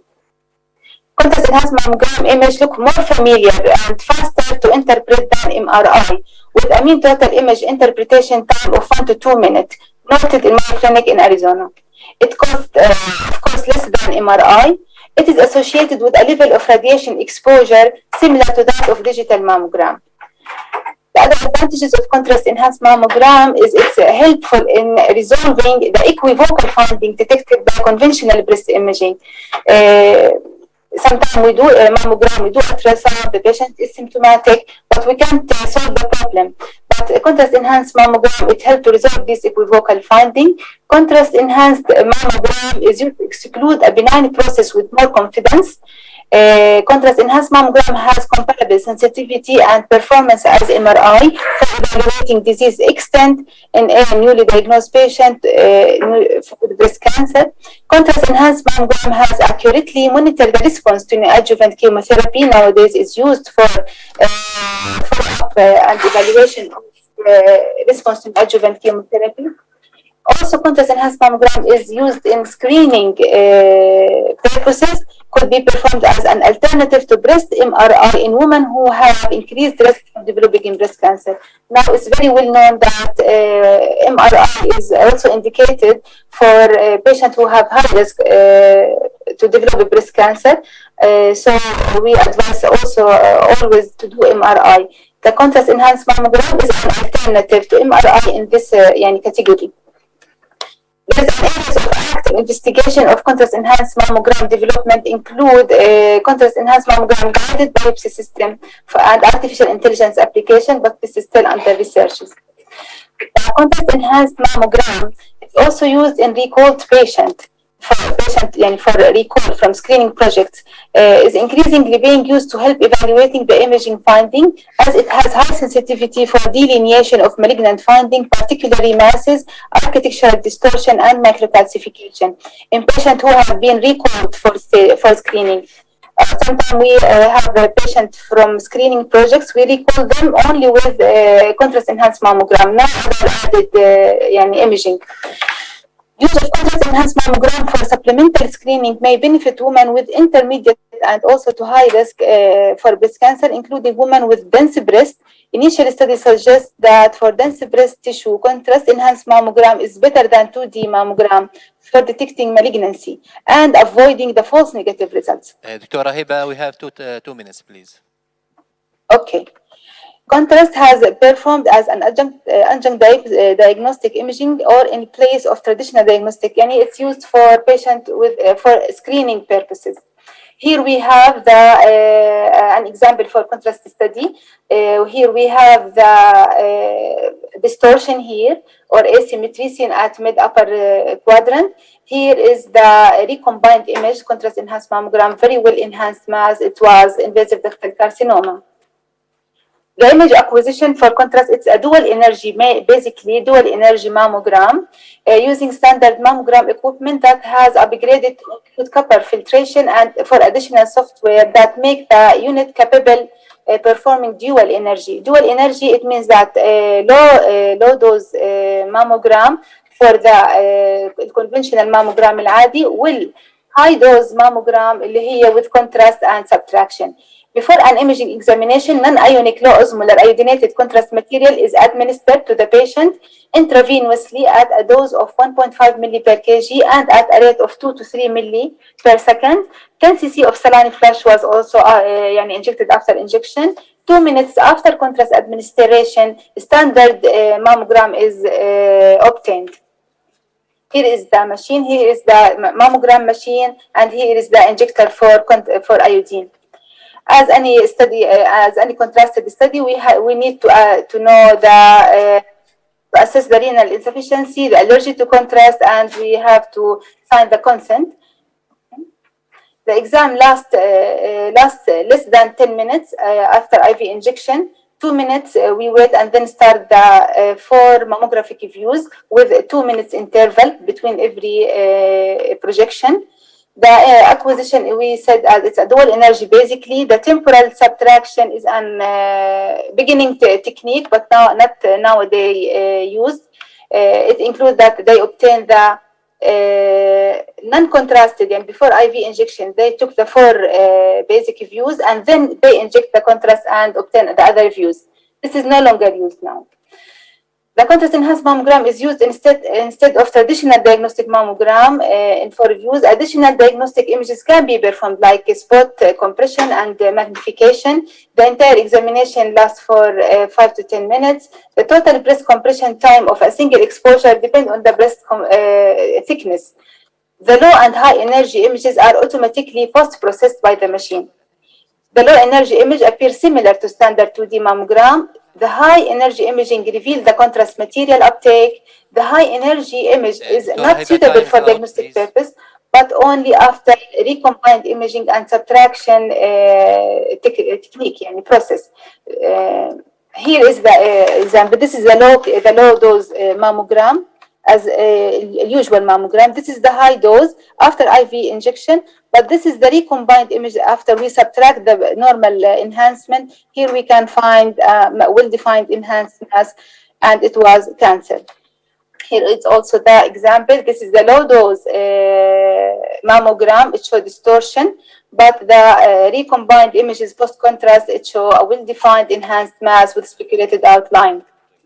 Another example, this is a speculated dense mass on low-dose imaging. And this is, time is out, please. Time is out, please. Okay, I may conclude.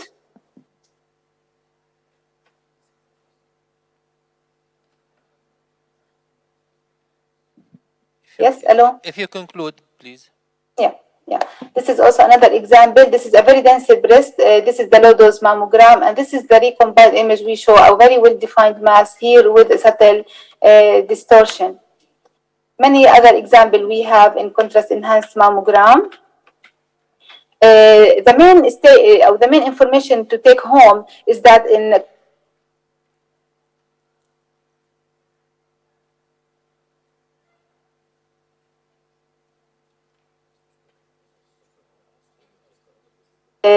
like مثلا architectural distortion. If there is architectural distortion in mammogram, but no enhancement, this goes more with benignity. But if we have calcification seen on low dose mammogram, but not enhanced on contrast mammogram, biopsy is to be done as our practice in MRI. So the microcalcification should be biopsied if they are suspicious in the low dose, whether they were enhanced or not, as they may be DCIS. Okay, these are also examples. The practical use for contrast enhanced mammogram in symptomatic patient.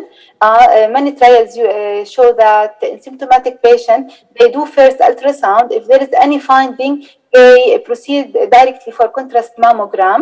And this was very helpful in detecting cancer. For new cases for breast cancer, for local staging, for multifocality, multicentricity, bilaterality, very well used as MRI. It has a great benefit. Response for neoadjuvant chemotherapy is also very helpful. The contrast enhanced mammogram is very helpful in this way. And for follow-up. Okay, it has a challenge that it has also a false positive predictive value, sometimes which lead to unnecessary biopsies. Sometimes the contrast enhanced mammogram is inconclusive, and still we need to do MRI. Iodinated contrast material also has risk for allergic reaction and extravasation. The other challenge for contrast mammogram is biopsy not yet available with contrast enhanced mammogram. The contrast enhanced mammogram is not sensitive enough to depict all breast cancer, like cancer seen in the chest wall or in the axilla. Thank you very much. Okay. Thank you very much. I finished. I have already finished. Thank you very much all.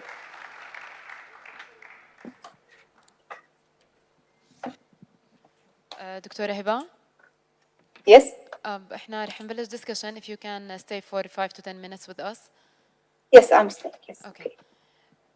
Any question?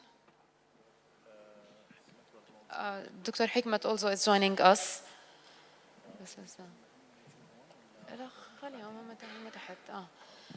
في حدا عنده أي سؤال؟ في حدا حابب يستفسر عن إشي؟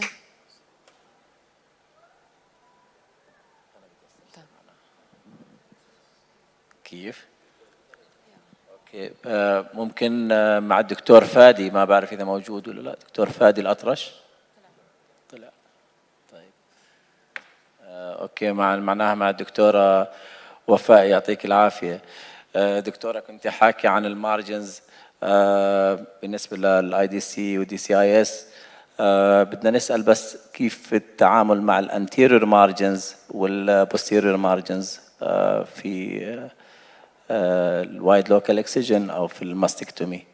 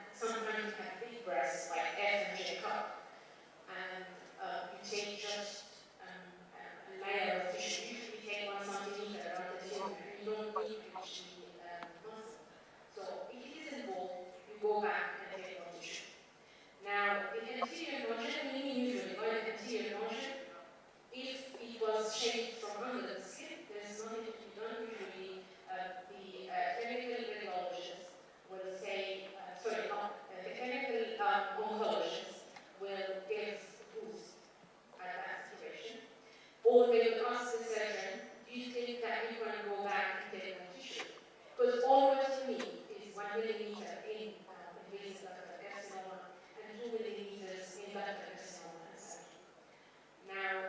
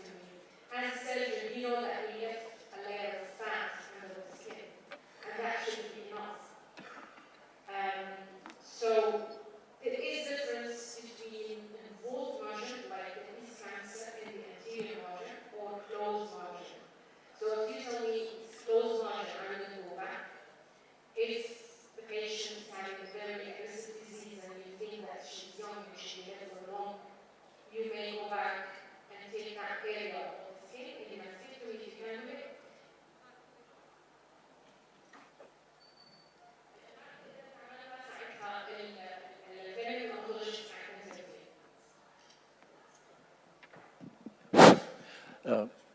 شكرا دكتورة وفاء. ما بعرف.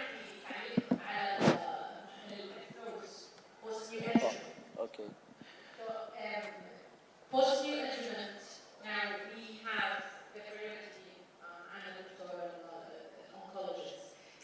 When we see the patient for neoadjuvant chemotherapy and then we decide to do surgery, we usually follow the patient by imaging. If there is an excellent response and the oncologist is happy and the radiologist is happy, then you are doing surgery and you want to decide about the axilla. If the axilla was negative, there is no problem. You just do sentinel lymph node and that's it. If the axilla was involved preoperatively, and we are in Palestine, we know that we don't have isotope in West Bank. The outside usually do what we call, of course it has to be NPT decision. So now some units, they don't accept doing any more sentinel lymph node. They want the target sentinel lymph node. They want the radiologist pre-neoadjuvant chemotherapy to put a clip in the involved lymph node. So after the neoadjuvant, if there is a complete response, you go back and take that lymph node yourself. If that is not possible, some units will do the 3 nodes, sentinel lymph node, with dual techniques, so you have to give isotope and blue dye. And because in Palestine we don't have isotope, this should be a little bit tricky. So I don't know what is the situation. So we have to invest in my team, West Bank, in training people to do the localization preoperatively, whether in the breast or in the axilla. ثانك يو دكتورة وفاء. احنا بالنسبة لنا بنشكركم ونشكر المحاضرين. بتوقع الوقت مش كافي دكتورة أسماء، بيطلبوا منا انه ننهي السيشن. شكرا لكم. شكرا جميعا. احنا رح ننهي البريث سيشن هلا ورح ناخذ بريك من 5 to 10 minutes. بعدها رح يبلش اليورولوجي سيشن على 10 و5 دقائق. بتمنى منكم جميعا وانتم خارجين بتشربوا القهوه بس تعبوا البوست سيشن سيرفي، لانه هذا ريكويرمنت للرويال كوليج ان اوردر تو جيت ذا سي بي دي بوينتس. فبعينكم الله اللينك موجود على الويب سايت. او بشكر طبعا جميع الانترناشونال واللوكال والريجنال سبيكرز اللي كانوا معنا في البريس سيشنز. ثانك يو فيري ماتش. في ملاحظة أخيرة بس، إذا في حدا فيه بشنطته بالغلط مفتاح أو بطاقات لواحد من الطلاب بس يحكي لنا، لأنه في حدا مضيع مفتاحه داخل الشنطة.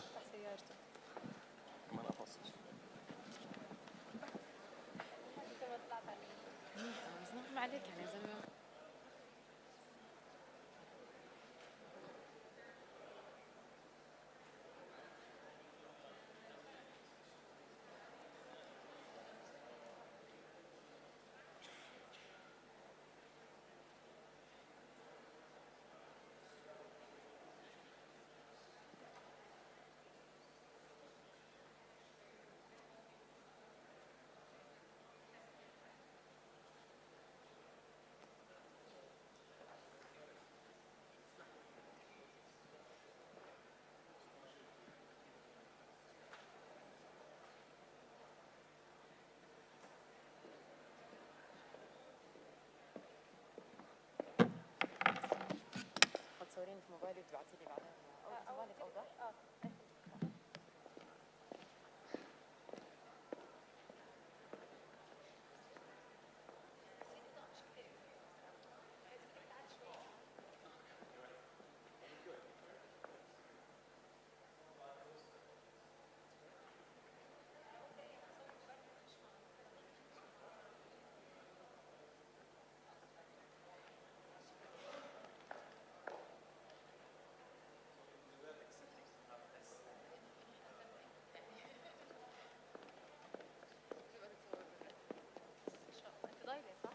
كنت بحب شوي وزعني الأولاد وزعني